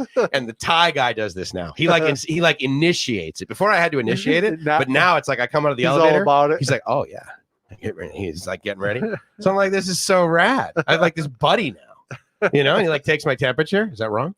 Did I have a male friend that takes maybe that's not a good thing. Was he doing it anally? I mean, not that I know of, but again, I woke up, there was vomit all over myself, and I'm like, I wonder what happened last night, but man, my fist bumping. One time at Soy Cowboy with 2 Middle Eastern guys. I just, I mean, yeah, exactly. What'd you do at Soy Cowboy? Did you see any girls? No, but there are Middle Eastern dudes everywhere. In fact, they were all over my arms. Taking selfies. Just the best time ever. Apparently, I also ripped one of my buddy's shirts open. Yeah, that makes sense. I get being drunk. Yeah. Yeah, I know. Stupid decisions. Yeah, what is it? Long Island iced tea. They refer to that as bad idea in a glass. Yeah. I never understood. I don't like the Long Island iced tea. I never understood the appeal of it. The alcohol. Yeah, but it's not delicious. It is pretty good, actually. For me, I used to drink those a lot. Like I would have probably 15 or 20 of those in a night. Yeah. And along with your 4 bottles of Soho. No. That was if I was drinking those, then I was. You're talking about drinking, just scratching your nose. Yeah, I know exactly. Whereas probably default setting. But yeah, I mean, I used to love those. There's so much alcohol in them. Oh my god. Brutal. Yeah, so Joseph, we did figure this out. He says Tylenol is acetaminophen. Yeah, you see, I knew I was saying the right thing. For some reason, they call it paracetamol here. I know that, but have you ever heard? I googled paracetamol, and it says it's acetaminophen, which is weird. Yeah. Because I'm like, I've never, like, when there's a generic of something. But here, right? it's sold as paracetamol as a generic, but it's made Yeah. by Tylenol. It's even the same font, but in Thai. Who is Tylenol? Tylenol's Tylenol. No. Sure, but is it Squibb? Probably Johnson & Johnson, I imagine. I think you might be right. Wait, is it Procter & Gamble? No. It might be Procter & Gamble. Might be Procter. They own a lot. It's Johnson & Johnson, Procter & Gamble, we're 99% sure it's one of those. Crazy, right? Yeah.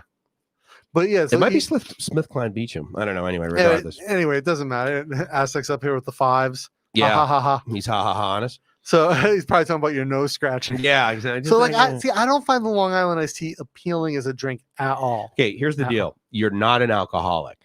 Here's what I find appealing: getting fucked up. Like that is the only. From my first drink, it wasn't like, oh, let me sip this and be a man. Yeah. No, completely blacked out. Fell downstairs. Woke up, bruises all over my body, and I'm like, oh, I can't wait to do that again. Now. Yeah. You got home from Cowboy and that you're like, oh yeah. So 15 years ago, Mike, when I got drunk the one time. See, if I have a drink, I don't mind to like make an old fashioned, right? And what's like that? It's a bourbon with bitters, sugar. Oh yeah. Citrus muddled into sugar with way bitters. Too sophisticated. And like I'll sip that and I'm done. Yeah. Last night, Jim and I shared a beer. Yeah, I guess. Right, exactly. But, yes, but again, it's that's one of those what normal people do. Stupid big cans. Yeah, exactly. Right. And then Jim passed out. Awesome. Didn't finish her half of the beer. No, totally. Well, Gracie's the same way. I mean, not to mention that our girls, they weigh nothing. Yeah. Right. So there's that. But yeah, you guys saw the video. You see how small she is so tiny compared to us, dude. Yeah, it's comical. It's like we should have put her like a meter in front of us, so like the depth perception. It'd be like, wow, she's actually fairly large girl. Yeah, wow. Got some stout shoulders. If this room was long enough, we could have done that. My forced perspective, dude. That was awesome. I literally started and I'm like, oh my God. Yeah. It's like we could exhale and she'd fall over. Yeah, she's so tiny, right? Yeah, no, I mean the whole like drinking. I mean, again, Joseph Pinto coming through with the response. Is it Johnson? Yeah, I couldn't remember because I remember the CEO. That was a very big leadership case study. So Andy's here. Dan, I live in Wollongong. Wollongong. Is that in China? No, apparently not. 40 minutes south of Sydney. Yeah, Check it out, Wollongong. So Andy, I apologize for my ignorance on overall geography. Southeast is Sydney of Australia. I know Perth. I thought Sydney was on the south, right? It's southeast. Okay, so and then Perth is basically the southwest. You can go further south than Sydney. No. In other words, it's on the coast, right? Yeah. But in other words, if you take the bucket of Australia, it's like south. Actually, I thought about moving to Hobart at one point. Middle kind of thing. I mean, again, there is a ton east of Sydney, right? And then there's like what is it, Gold Coast? Yeah. So I thought about Hobart in Tasmania, just because it seems cool to live in Tasmania. But everyone I talked to from Australia was like, dude, you'll fucking die to Tasmania because it's like living in like Alabama, which is. I apologize to anyone from Alabama. Hikes from Alabama. What do you mean by that though? I mean, just there's no infrastructure. It's like old. Yeah, it's like the South. Okay. Like I said, I've never been to a hike. Did we ever? I don't think hike. We never came to a conclusion on how to say mobile or mobile. I'm sure it's mobile. I doubt it's mobile. So I've never been to Mobile. Never been to Mobile, but, Alabama. Like the parts of Alabama I've been to, I didn't want to go to. Actually, so the worst place I've ever been was like really rural Arkansas and Mississippi. Like horrible. What is that? What was horrible about it? Like third world. Oh, really? Like passing through like shacks on the side of the road. Like when was this? Open 2000s. Wow. Yeah. Yeah, I mean, again, I've been to Salton Sea, right? And it's a friggin' disaster over there, which is like really sad. But well, it's literally a chemical disaster, right? Yeah, I mean, it's really messed up. Token nomad. If you drink a Long Island, you should be obliged to drink an Alabama Slammer in the same sitting. They just go together. The 80s were a great decade for alcoholism. I'm trying to think. Alabama Slammer, is that when you drop the shot of something? I think it's a car bomb, Irish car bomb. You drop a shot of Jameson's into a Guinness. Guinness. Yeah. See, I was like, you're telling me I'm going to ruin this shot of high potency alcohol, put it in beer that's like maybe 12%. So Aztec helped us out here. Wollongong pronunciation. Got he it. said, oh my God, Tasmanians aren't Aussies. Oh, okay, yeah. You don't want to know. What about see? So this is why it's like the South. Small gene pool. Got it. Okay. So so don't move there is what you're telling me, Aztec.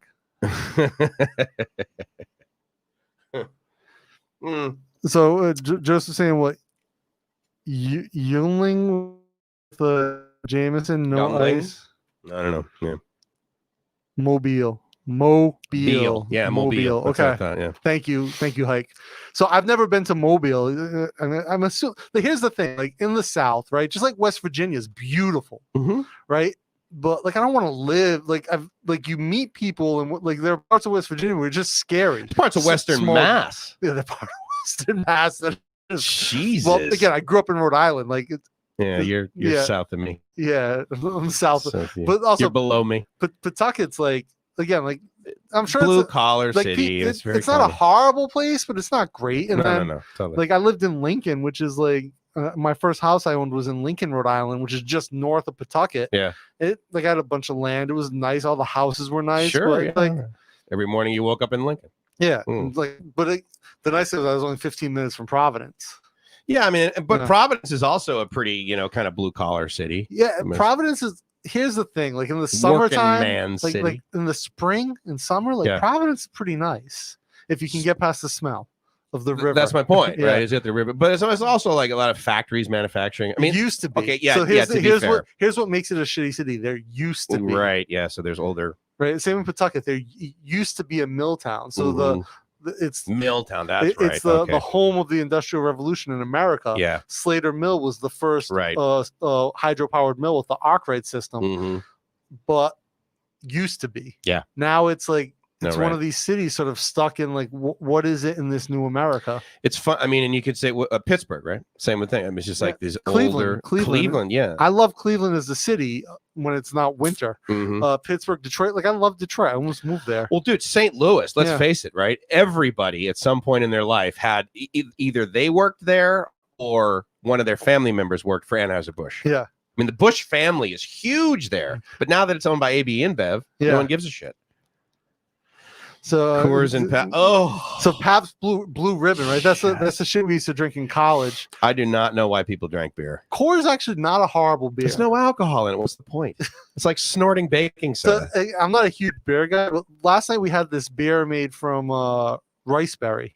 It's a Thai beer made from riceberry. It's actually really good. As opposed to using hops and yeast? Yeah. Okay. Riceberry rice. Yeah. And it's nice. It's got a good flavor to it. Does it? Okay. But like, again, I'm not drinking it to get drunk. Yeah, which is bizarre. Again, I share it with Jib, right? It's a taste. It could have no alcohol in it, and you'd be like, oh, this is very refreshing. Like we drink wine, right? And like like I buy like there's no cheap wine in Thailand, unfortunately. Yeah. Like wine in Thailand is like you're spending minimum like $20. Would you say it's 5 to 10 times the cost of the exact same wine in the US? Oh yeah, for sure. Like so all the Australian wines are like the cheapest wines here, right? And my Australian friends tell me they're like 3 times the cost of it is in Australia. Yeah. Except unless you buy, so I'll buy fruit wine, like Thai fruit wine, which is it's made from like Thai grapes. I buy mangosteen wine, so it's grape and mangosteen. Okay, and that's cheap. It's like $6. Well, yeah, anything made look right, but it's fruit wine. It's very sweet. It's got a very heavy mouth feel,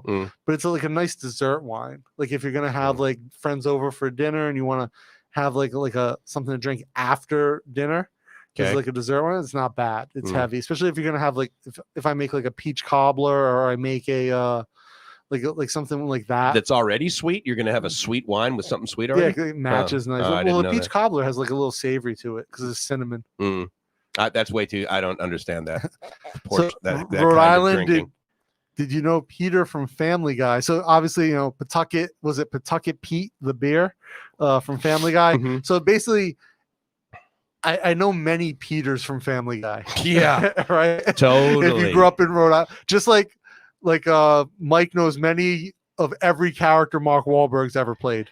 And here's what's interesting about Mark Wahlberg is he is truly a Southie guy. Yeah. Like he has a regular Facebook page. He and I are buddies on Facebook and we like talk about stuff. Yeah. And he is this ridiculous star known globally. And he's like, that's so fucking pissed that you had a Boston Whaler. Yeah. I love those fucking things. How many lobbies did you get out of that thing? So I'd leave the packy and basically, go down there and grab myself a rack of beers, and then we go out in the fucking Whaler. Yeah, go on the bay in the Whaler and fucking drink all day. Just go to the fucking harbor. Just park right there, Bobby. You don't even need you don't need a permit for that. Just park there. Yeah, one thing you got to appreciate, one, from a business perspective, he's really killed it in Hollywood. Think like outside of acting, considering how he started. Yeah. Hi, my body is my friggin', I mean, Marky Mark. Marky Mark from the Funky Bunch. And everyone made fun of him, right? And he has Calvin Klein's and everything. Obviously, rolling in money. It costs nothing to make that music. Yeah. Right. And so, I mean, and obviously they put more money into the choreography. Calling it music. So, I mean, hey, I mean, at the end of the day, people interpreted it that way and bought it.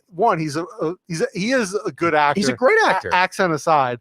But from a producer and like all that perspective, he's killed it. He came to Hollywood and he's like, I'm going to learn everything and I'm going to get really good at it. If you don't know, he's also a restaurateur. Right? Yeah, he is. So wall bangers. So Joseph, into my 80s drink was the Kamikaze. So there was a great interview on a experience with Rob Lowe.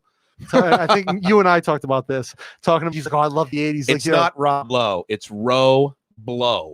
So that's what he was saying. He's like, he's like back in the 80s, you're having a few kamikazes with your friends. A few. More than that. What'd be great with these kamikazes? Shitloads of blow. A little bit of blow. Yeah. A little bit. Yeah. Just a little bit of cocaine. Yeah. And then we can have a few more drinks and do a little bit more coke. And, it was kind of funny to hear him talk about it. In the beginning, to be fair, there was such a thing as a little bit, but then. What do you say? Coors is the banquet of beers. Oh, dear God. Pabst won a blue ribbon. So in the US, like obviously being an East Coast guy, Sam Adams was the popular beer. Boston.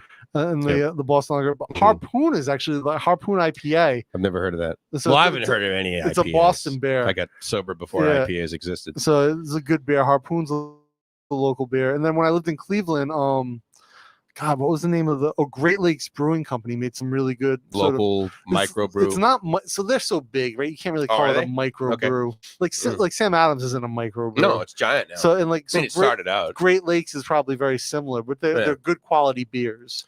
Yeah, I mean, I remember Sam Adams started when I was in high school. And it was like the whole you float a bottle cap in it kind of thing.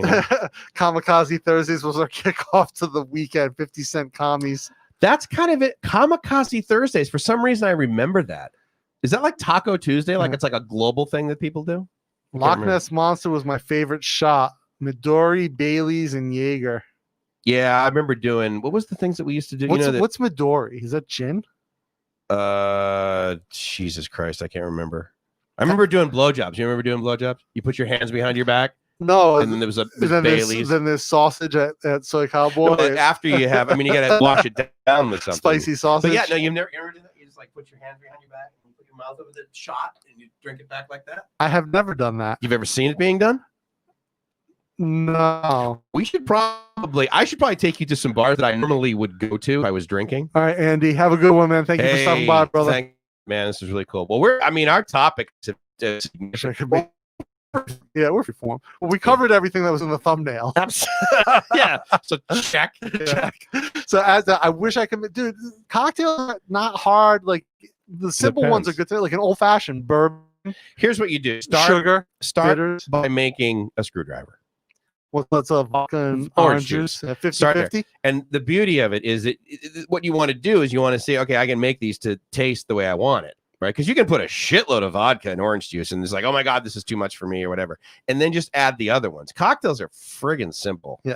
So well, is it 50-50 for screwdriver? Yeah. So this it's orange colored vodka. Saying Sally, I've heard that term. Is that the movie accent? No, South Boston. South Boston. That's why they call it South. So in Boston, like everything's short, right? So it's like, healthy. Oh fuck! I gotta go to the tunnel out to Eastie. Yeah. Every ease. Yeah. Like this, you don't have a friend named Bob. You get a friend named Bobby. And like Bobby Kennedy. There's no Tom. There's Tommy. Tommy. Yeah. Tommy, what are you doing there? So, where's Tommy O'Donnell at? Although to be fair,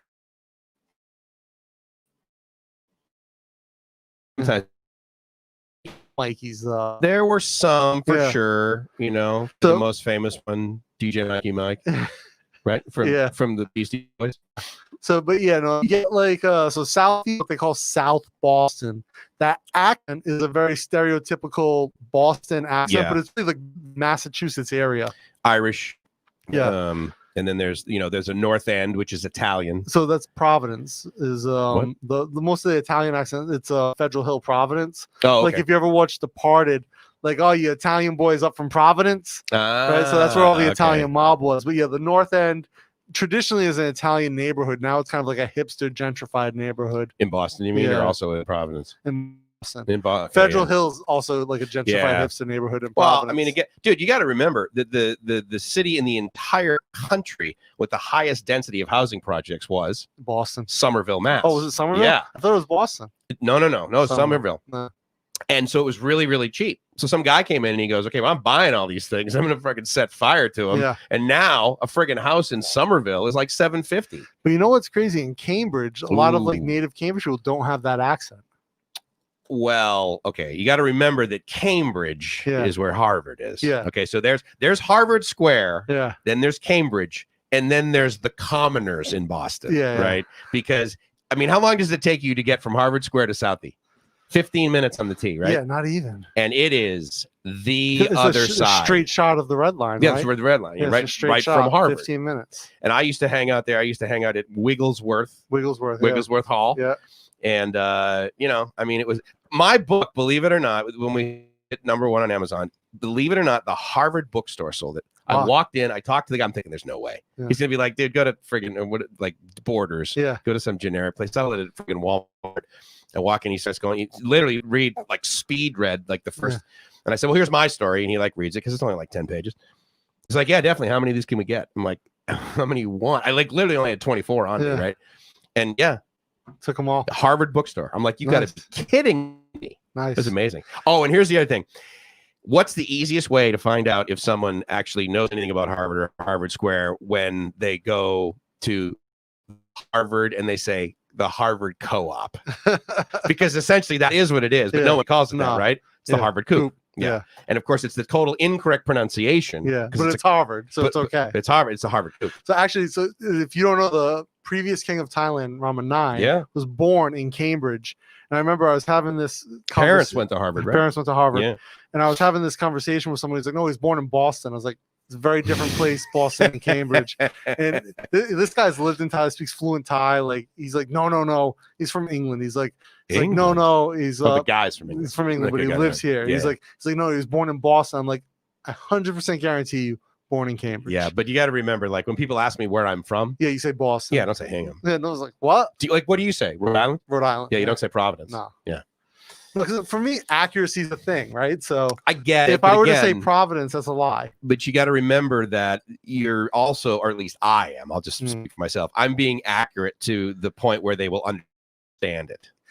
And for me, it just feels awkward to be like, oh, I'm from Providence, but I'm not, right? Like, so I grew up in Pawtucket. It's in Rhode Island. At least I can say Rhode Island. And also, no one, here's the other part of that. No one knows Providence. Like, what? No. Even people in America, like, what? They know Boston because they know Boston. New York. Yeah. They know it. Yeah. And they know New York. But at least for the most part, someone will understand Rhode Island. Yeah. Maybe.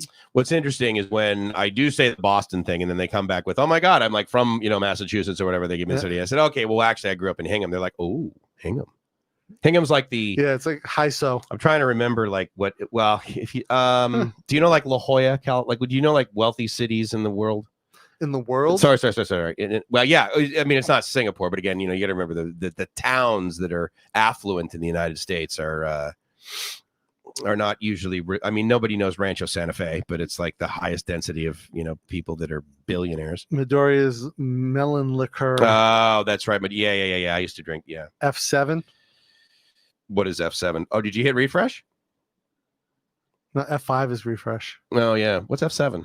I don't know. Did I miss the comment? It did go black. Did you see that? No, I didn't. The video went black. That's kind of weird. Missed it.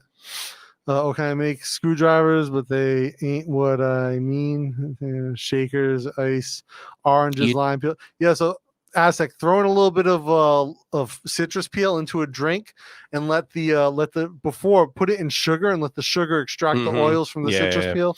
Great way to add layers of flavor. I would just drink more alcohol. Just drink. They're just black cock. That was. I mean, I remember when like my buddies, they tried to be sophisticated. Like the first drink basically I ever had, first hard liquor drink I ever had, or hard booze, was gin and tonics. Right? Okay, it's a good drink. It is, but I'm like, why the fuck are we putting tonic in this? You ever had a coffee tonic? No. So a coffee tonic is you take a little bit of coffee, you just mix it with tonic.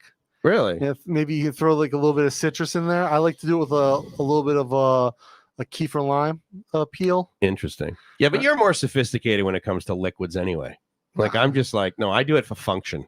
So yeah, but like I don't eat to live. I eat to live. You live to eat. No, I don't live to eat. You like and enjoy the process. Well, I like to make stuff. Yeah, exactly. Like we were talking like the other day about the fermented tofu, and you're like, no, it's useless. Tons of vitamins in that. So, and it's fermented. Fermented food's good for your gut biome. Yeah, doesn't taste as good as a Cheeto. Nothing tastes as good as a Cheeto. Up top. How many of those? We said we'd do 5 a show, right? 7. 7. 7's our minimum. Jesus Christ, you're an overachiever. So the thing with so a coffee tonic's great, like summer drink. So it's just coffee, tonic water, a little bit of kefir lime. A summer drink. Because you got to remember, I look at all of alcohol through the lens of a chronic alcoholic.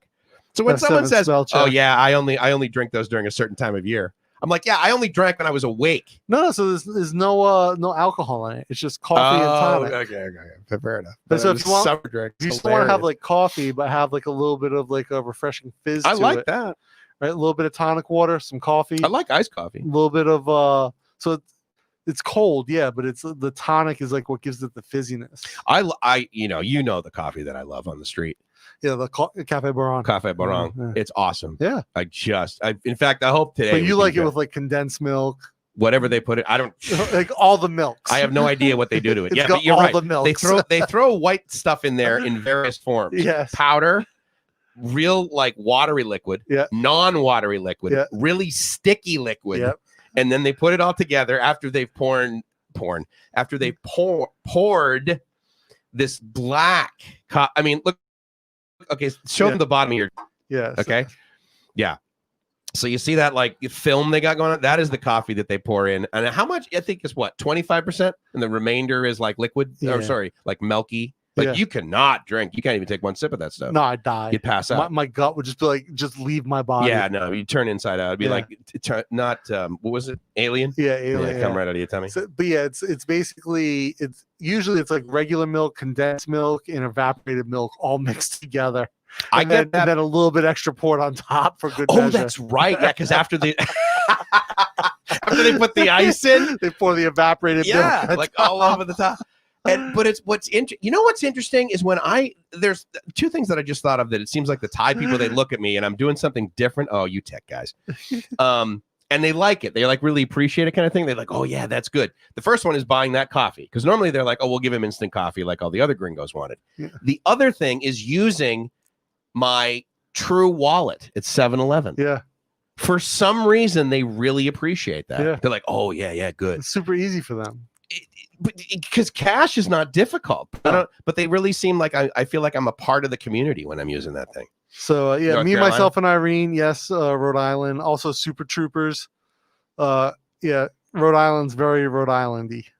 That's my father's from North Carolina, so he used to bring back thermos jugs of moonshine from his visit. Right, yeah. A great starter booze for 16-year-olds stealing parents' booze. Yes. So the bottle of Black Cock that I have here. No, that's your coffee that you pay way too much money for. So the Black Cock, you guys can see that's actually is very similar to a moonshine. It's just this is a rice whiskey made here. Yeah. Well, that was what proof is it? It's actually not that strong because the distillation process isn't that great. So it's like 20% or 40 proof. Does this even? Did they say proofs? 40% alcohol is 80 proof. That's pretty good. So I mean, but that was my minimum. Usually, so that's Southern Comfort regular. It definitely. Versus. It smells like disinfectant alcohol, a bit of vanilla. Oh, does it? Yeah. Yeah. Mm-hmm. No, so thanks. yeah, good stuff. I'll stick with water. So yeah, moonshine. I've had some moonshine. I used to have a still. So I've had 2 stills. One when I lived in Rhode Island. I used to try to make my own rum. Okay. And why was that? Just for like the fun of it, or just was for the fun cheaper? of it. Okay, yeah. Like, Because I knew buddies that like made their own beer. You know? Most of the time, I just gave it away. Yeah, right. Give it away. Sure. It's illegal to run, so obviously. Yeah, right. And then when I moved out here, I had a still on top of my lab, my PhD lab that I built up on the roof. And then one day I saw like all the jugs I was storing the alcohol in downstairs at the security desk. I never went back to the roof. Absolutely, probably wise move. Yes. Yeah, good boundary. Definitely. Vietnamese coffee. Yeah, no doubt. Oh, I completely forgot about that. So in Vietnam, their coffee, actually, the one thing I don't like, Vietnamese coffee is like incredibly dark roasted. And I'm not a huge fan of darker roasts. It's the bitterness, but the way they do it, it's not super bitter. And actually, Vietnamese coffee tastes like chocolatey. Yeah, but like, that's probably why I like it. But like the beans themselves are like a bit too dark for my liking overall. I really like that medium, that light to medium roast. But for a guy like you that's very sophisticated into coffee, you probably like the presentation of it, right? They give it to you, like it's got the thing on the top, and then it's good. Don't get me wrong. Yeah. So if you drink it black, like I don't. Oh my God, sweet milk. Condensed milk. So what do you do with it? So like I'll drink it black, and I'll appreciate the coffee notes in it, but like for the most part, I don't drink it. That's a commitment. Like I drink all my coffee black. Yeah, but you're making it here, so you can when you get Vietnamese coffee, it is freaking strong. I've had a few vegan Vietnamese mixed things, but like I don't really enjoy coffee when it's mixed with like milk and all that. Even with like almond milk, soy milk. Even before I didn't drink dairy, like I was never like a milk in my coffee guy. Just doesn't appeal to me. Yeah, I guess. Well, it's like me. I don't like milk in my tea. Coming on for dessert in Vietnam. I don't know what that is. Florida. Got addicted to Cafe Trung. Oh, it's right. It's Cafe Trung. Yeah, cafe. Yeah, that's the coffee. Vietnamese coffee shops for those in California, but you don't go for the coffee. Really? What are you going for? I used to actually get Vietnamese coffee down at this little cafe in Imperial Beach, south of Coronado, where I lived, and but I don't know about Vietnamese coffee shop. You mean that? I mean, are they like the egg coffee? Is where they blend an egg good. into so the coffee tempers the egg. Is that how it goes? Yeah, and they blend it. I like it. I mean, it tastes okay. Any of you guys do the bulletproof coffee where they mix butter with the coffee? So let me tell you something about bulletproof coffee. The coffee is not any better. Shitty coffee. But the guy's a marketing genius. Yeah, he is. I mean, because I have buddies that seriously, they're so in belief that this is going to like change their life, like the butter thing, and they're like, dude, you know that before there was milk, they had butter. That's why they put they used to do this years ago. So one of the things about the bulletproof coffee is he talks about like this bacteria that's on the coffee that they wash off. But all he's talking about is a process called wash processing of coffee. Right. Almost all coffee is washed. Yeah. Almost all coffee. So they're not doing anything unique. But again, there's one born every minute, right? Yeah. And two take advantage of them. Holy shit, Joseph. 4 pots of coffee per day? Are you crazy? What's a pot? 32 ounces? Like you talking about the American Mr. Coffees? Yeah, is that what you're talking about, Joseph? That's a lot, man. If you miss one day, how's your head? Your headaches must be intense. What do you got going on down there? Heavy memory usage. Memory usage? How much RAM does friggin' Chrome use? Oh, you know what must be? I must have forgot to close. Oh, mother of God. What do you got going on up there? What was that? No, I did close Premiere. So I don't know what's going on. Let me close this. Just open up a command line, type top. See what's using the most. Yeah. Oh, I forgot. I even forgot how to open. You forgot how to open? I gotta go to prompt. What? Oh, yeah. Just. I think you just type command, the COMM, because it'll be command prompt.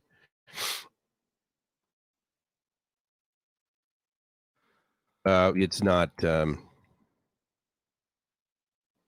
What do they call it? Oh, terminal. Maybe they call it terminal. Oh, yeah, it's terminal. Yeah, so there you go. I don't know, no, you don't want that. Now you want to do it in in the whatchamacallit. What do they call that? It's been so long since I terminal. Yeah, there we go. It's been so long. I haven't really. I always had that down in the bar. I opened that. Well, I mean, again, I used the Linux part of it, right, to like SSH into other servers and stuff. So, but yeah, just type top. Egg coffee is made with egg custard type of cream. Okay. So yeah, so Greg, when he's not here in Chiang Mai, he's in Vietnam playing poker. Nice. Yeah, so it'll give you the processes on the left. Chrome. So my 45,000. I thought you had an app that disabled there that's just basically a picture effectively. There might be a couple more open. What does it say? It's going to give you the CPU. There's going to be a number around between like 0.9 and 3. Yeah. What number is that? That tells you how much CPU it's using. I would think you would know this really, really well because you spell your name in lowercase. The minute I saw that, I'm like, oh, he's a Linux guy. He loves lowercase. It's been years since I've really committed to it. Yeah, I'll tell you, if you don't do Linux for like a week, yeah, but if you don't do it for a year, you've forgotten a lot. Yeah, you've definitely forgotten a lot. So 12 cups. So one pot is 12 cups. Joseph says, "God damn." So that's 96 ounces. Plug in the Oracle under 2K mic. Get it. Drink 1 cup, 25 cups a day. Real fresh ground coffee. Hell yeah, real fresh ground coffee. That's what all my fresh ground every day. Keep my beans out of the direct light, airtight. Oh, speaking of which, the sun's out. Is it? Yeah, I went downstairs to friggin' heat up. Yeah, it's not that cold in here now. Okay, you know what? That's what everyone used to say to me in San Diego. They're like, "Why are you moving to Southeast Asia? It's going to be so hot and humid." I'm like, "You bet your ass it is." So here, Aztec's about the most automatic manual espresso bar on the market. So Aztec, actually, Greg, who's in the comments, is talking about like getting an espresso machine when he moves back here. Like, what's a good? Let's talk about this because this will help Greg out. I'm not really an espresso guy, but what's like a good home espresso machine if you guys know? Well, I mean, in theory, you should get the one that's manual push, right? You want to get one of those so you like pull it actually. Yeah. But I think most people. So that's what I was. My friend's dad has that. It's stupid expensive. It is expensive, but and he swears by it. And my buddy says the coffee is amazing. I've never had it. I guess we had one of those at school because, of course, the kids were paying $6 for coffee. Yeah, but yeah. But I think the thing with that is you can put the gauge. And you can see where you're pulling 9 bars, right? So if you can consistently keep 9 bars, for your press, then I never thought it tasted any different, quite frankly. But I don't have the, I don't have the taste buds. Oh God! Oh God! Oh my God! Yikes, brah! Here we go. OMG! Mike, did you find any Lucky Strike cigarettes? Oh my God! That's right. You kept Joseph. Seriously. So he's asked me for this before, like literally every month he asks me this. And I, for whatever reason, I was in Koh Phangan and I thought to myself, I was looking at the thing, because you know, they have them all behind the plastic and everything. And I'm like, I should ask for Lucky Strikes. Completely spaced on it. Because I don't know if you can get those here. Red apples. LSMFT, baby. You know what LSMFT means? No. Lucky Strike means fine tobacco. Every good quality smoker knows that. Good quality smoker. Good quality smoker, yeah. Most automated manual machine. So what do you mean, Aztec? When you say the most automated manual machine? Well, in other words, like the manual part is you flick the cup. I don't know what you call it, but the cup, right? He's talking about the press. No, that wouldn't be automatic though. I think he's talking about like in other words, the automatic part is that the water flows through and everything, and then it dips. The manual part is when you do the handle, right? And you pack the grounds in there. I think that's the manual that's part. The tamping, right? Yeah, whatever that thing is called. So actually, now there are automated tampers because one of the things with tamping is when you tamp the cup, when you tamp the puck, you can create channels, like you can create uneven areas of compression. So there's air in there. So you get channeling, and then the coffee doesn't extract right. 3 in 1. Next finish done. Espresso is okay, man. Like I've had really good espresso, and it's phenomenal. My 3 in 1 is the cron job of coffee. The cron job? Cron job. You don't know? I know what cron is, yeah. Wow. Yeah. Okay, that was a Linux question. Yeah. I don't know if you can spell your name in lowercase if you don't know these Linux. Scheduling cron. Yeah, basically, yeah. Cron tab. Actually, that used to be one of the big things I would do when I did the Linux admin course. And afterwards, when I was working on my Linux, I was going and like you automate all the cron. As much as you could, yeah pretty much, yeah.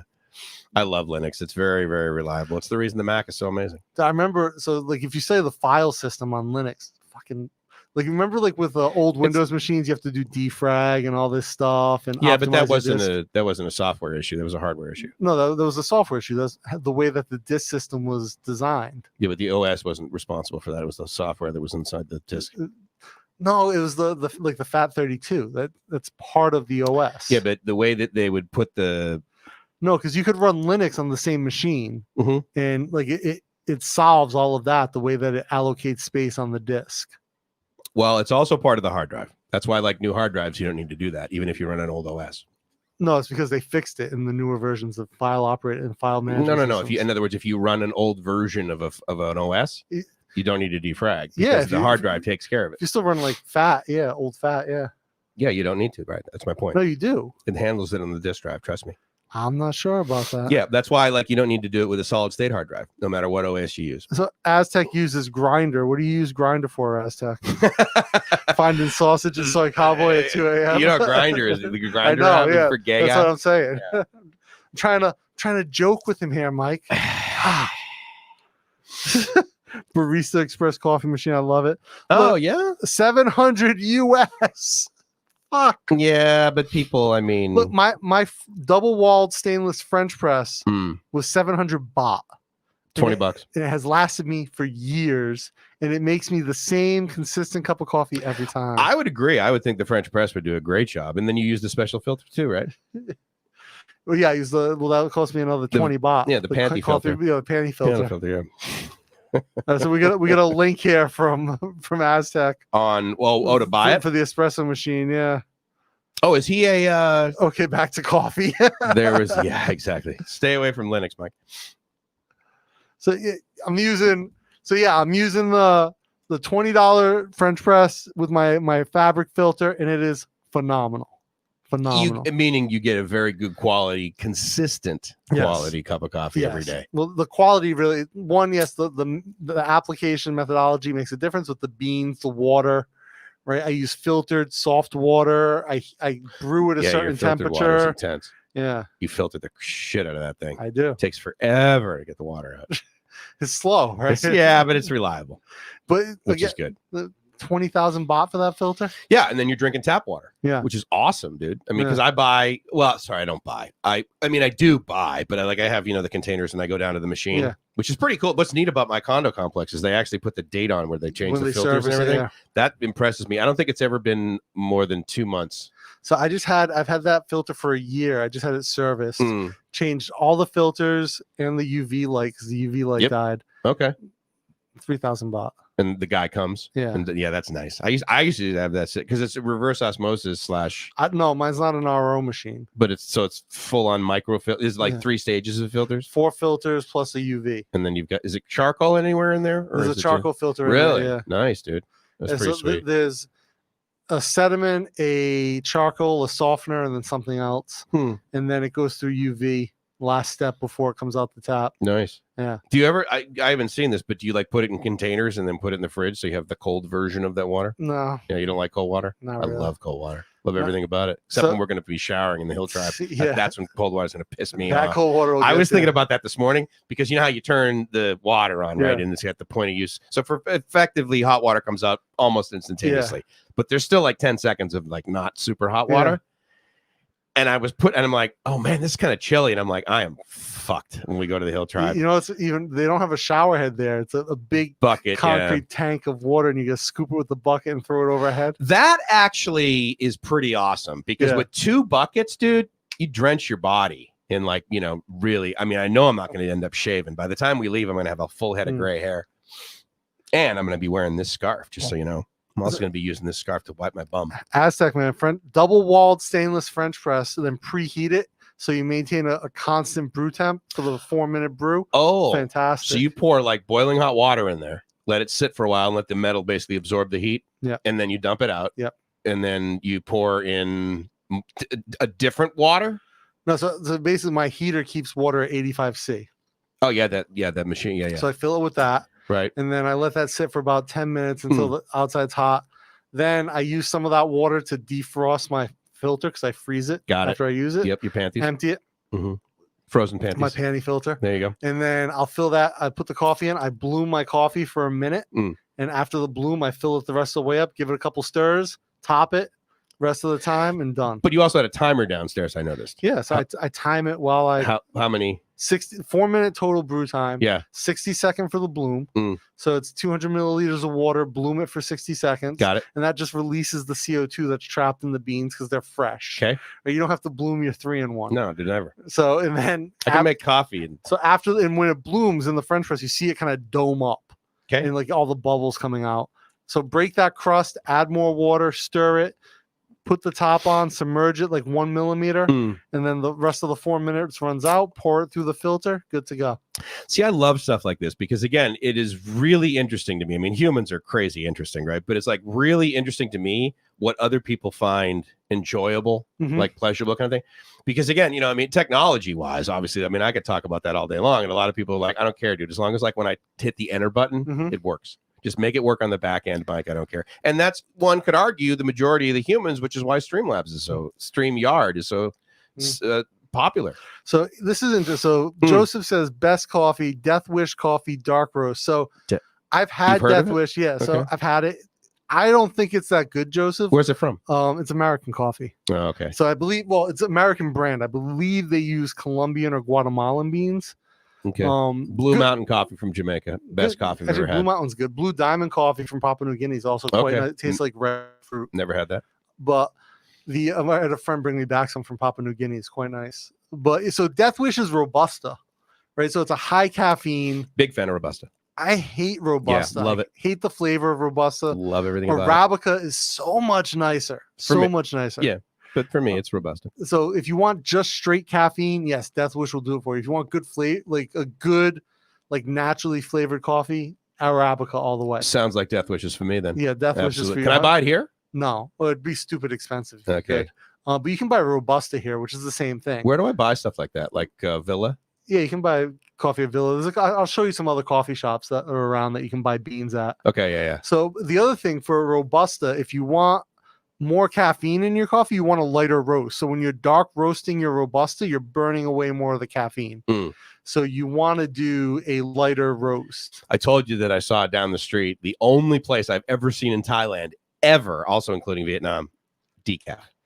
That is a crime. I'm just like, well, I mean, it's kind of like lactose-free milk, right? Like, what the fuck are you doing? So Token Nomad, not big on the coffee flavor, but I so love the caffeine. Yeah. Do they have a 5-hour energy shot in BKK yet? Oh, dude, 5-hour energy. It was invented here. Dude, you don't want 5-hour energy. You want the M150. Yeah. 10 baht. It's 30 cents for essentially like and it's 10 5-hour energies. It's basically like concentrated Red Bull. Yeah. It's like they took a Red Bull and removed all the water. Red Bull was made in Thailand originally. Still is. So no, but it originally was. Yeah, and then he took it. Yeah, I mean, they took it but it's called Kradak Dang here. Oh, do you know that kid, he actually got held accountable? Really? Yeah. I don't know if he's going to prison, but he's certainly being held accountable. I think he's actually going to do some jail time. Let's see. No, I get it, but I mean, again, it was surprising to me. It's like 10 years on. Because I know. Yeah. Yeah, well. But he with the most money wins. Yeah. Right? So, and if you guys don't know, the son of the founder of Red Bull killed a cop, and in his car, and basically got off and left the country. Yeah. And then they didn't want to refile the charges. It was a whole thing, but I haven't followed up on the story, but saw it briefly. But yeah, so don't even worry about 5-hour energy. Go with the M150 or the Kradat Dang, the original little one. Yeah. So then Aztec here, I bet they don't have bum guns at the Hill Tribe. That's true. You have to bring some wet wipes. Dude. The rat got a stick in an old bucket. Maybe that's what I'll do. Maybe I could That is what they do. Maybe I could get like one of the kids to help me out. Be like, look, because you know what? I mean, I'm gonna have a hard time. Then you're gonna move to Cambodia. Yeah, exactly. Is the whole like standing on the toilet thing? Like I can't. I mean, they have a Western toilet in the school. Do they? Yeah. Oh, that's gonna be big. So Aztec, can you explain the freezing the filter? Yeah, Aztec, sure. So yeah, you take a pair of panties. So I use a fabric filter for my coffee. Ventilated panel is how we usually normally call it. Yeah. So it's a fabric. I use a fabric filter for my coffee, and so. Jesus Christ, is it noon already? We've been on for 3 hours. Jesus, I thought I just left at 2. Yeah. So we've been So I use a fabric filter, and so every time after I pour the coffee through, it obviously catches all the fines, it catches some of the oils. I wash it, then I put it in a Ziploc bag and freeze it to keep it fresh. You roll it up real tight. So freeze it to keep it fresh, and then that way I don't have to worry about it getting funky if it doesn't dry like right away, because it is humid. So there's no mildew, no funkiness going on. I just freeze it and then defrost it and filter it again. Works fine. What does Joseph say? Just sleep 4 hours per day. Yeah, exactly. Plenty of caffeine. Actually, how many hours? You don't get 8. You're up late usually, right? Yeah, so I'm between 4 and 6. 4 and 6. Yeah. So usually, like, I try to wake up around 7:30, 8 o'clock. When did I wake up today? Probably 4:35. It was dark out. But I'm trying to go to bed earlier so I can wake up earlier and feel rested. Yeah. I am trying to push towards like a full 8 hours. I realize it's important in that like I'm not doing my body any favors. It's so weird. I mean, my dad has also done this too. We read so many reports, and it's so ridiculously simple, easy, crazy how literally 8 hours is the best. Not 7.5, not 8.5, not 9. I mean, it's crazy. Yeah. It's like the way we've designed and evolved, it's still 8 hours. Yeah, ideally at night. Yeah. And your circadian rhythm is important. Right. So I am trying to get my sleep on point. Like, it's something I'm working on, but I don't know, my mindset is like something else completely. Well, you like to do stuff. Yeah. I mean, that's the thing, you know. I mean, constantly working. Yeah. So 3 hours. I think let's wrap it. Do it. Absolutely. So Dude, we've got to go number 7 and boom. We've got to go get Mike a new laptop, shooting the little mini vlog for the channel today. So guys, we will be back. Again, appreciate all of you. If you want to support Bangkok Strange, the Hill Tribe Project, PayPal link is in the ticker, paypal.me/Bangkok Strange. Again, shop.bangkokstrange.com for all of our merch. And actually, that merch line will probably be ending soon. I'm working on new designs all around. Maybe talk about that. And so I want to do a whole new design line of shirts, hats, everything that I can put out there, new mugs. Anything you guys want to let us know of, please do not hold back. BangkokStrange@gmail.com. Gmail.com. That would be great. Yeah, fantastic. And again, we don't even know when the next live stream will be this week. We'll figure it out. You get your marathon tomorrow. Get my marathon tomorrow. You leave Sunday. Yeah. Maybe we'll do Saturday. Yeah, that's fine. Yeah. So maybe we'll do a Saturday, same time.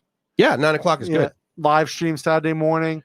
Bang that out, and then if that works well for everyone, then we might keep that going forward. That'd be good. Tuesday and Saturday. Yeah, that's a good split. Yeah, and the episodes will continue to drop on Monday.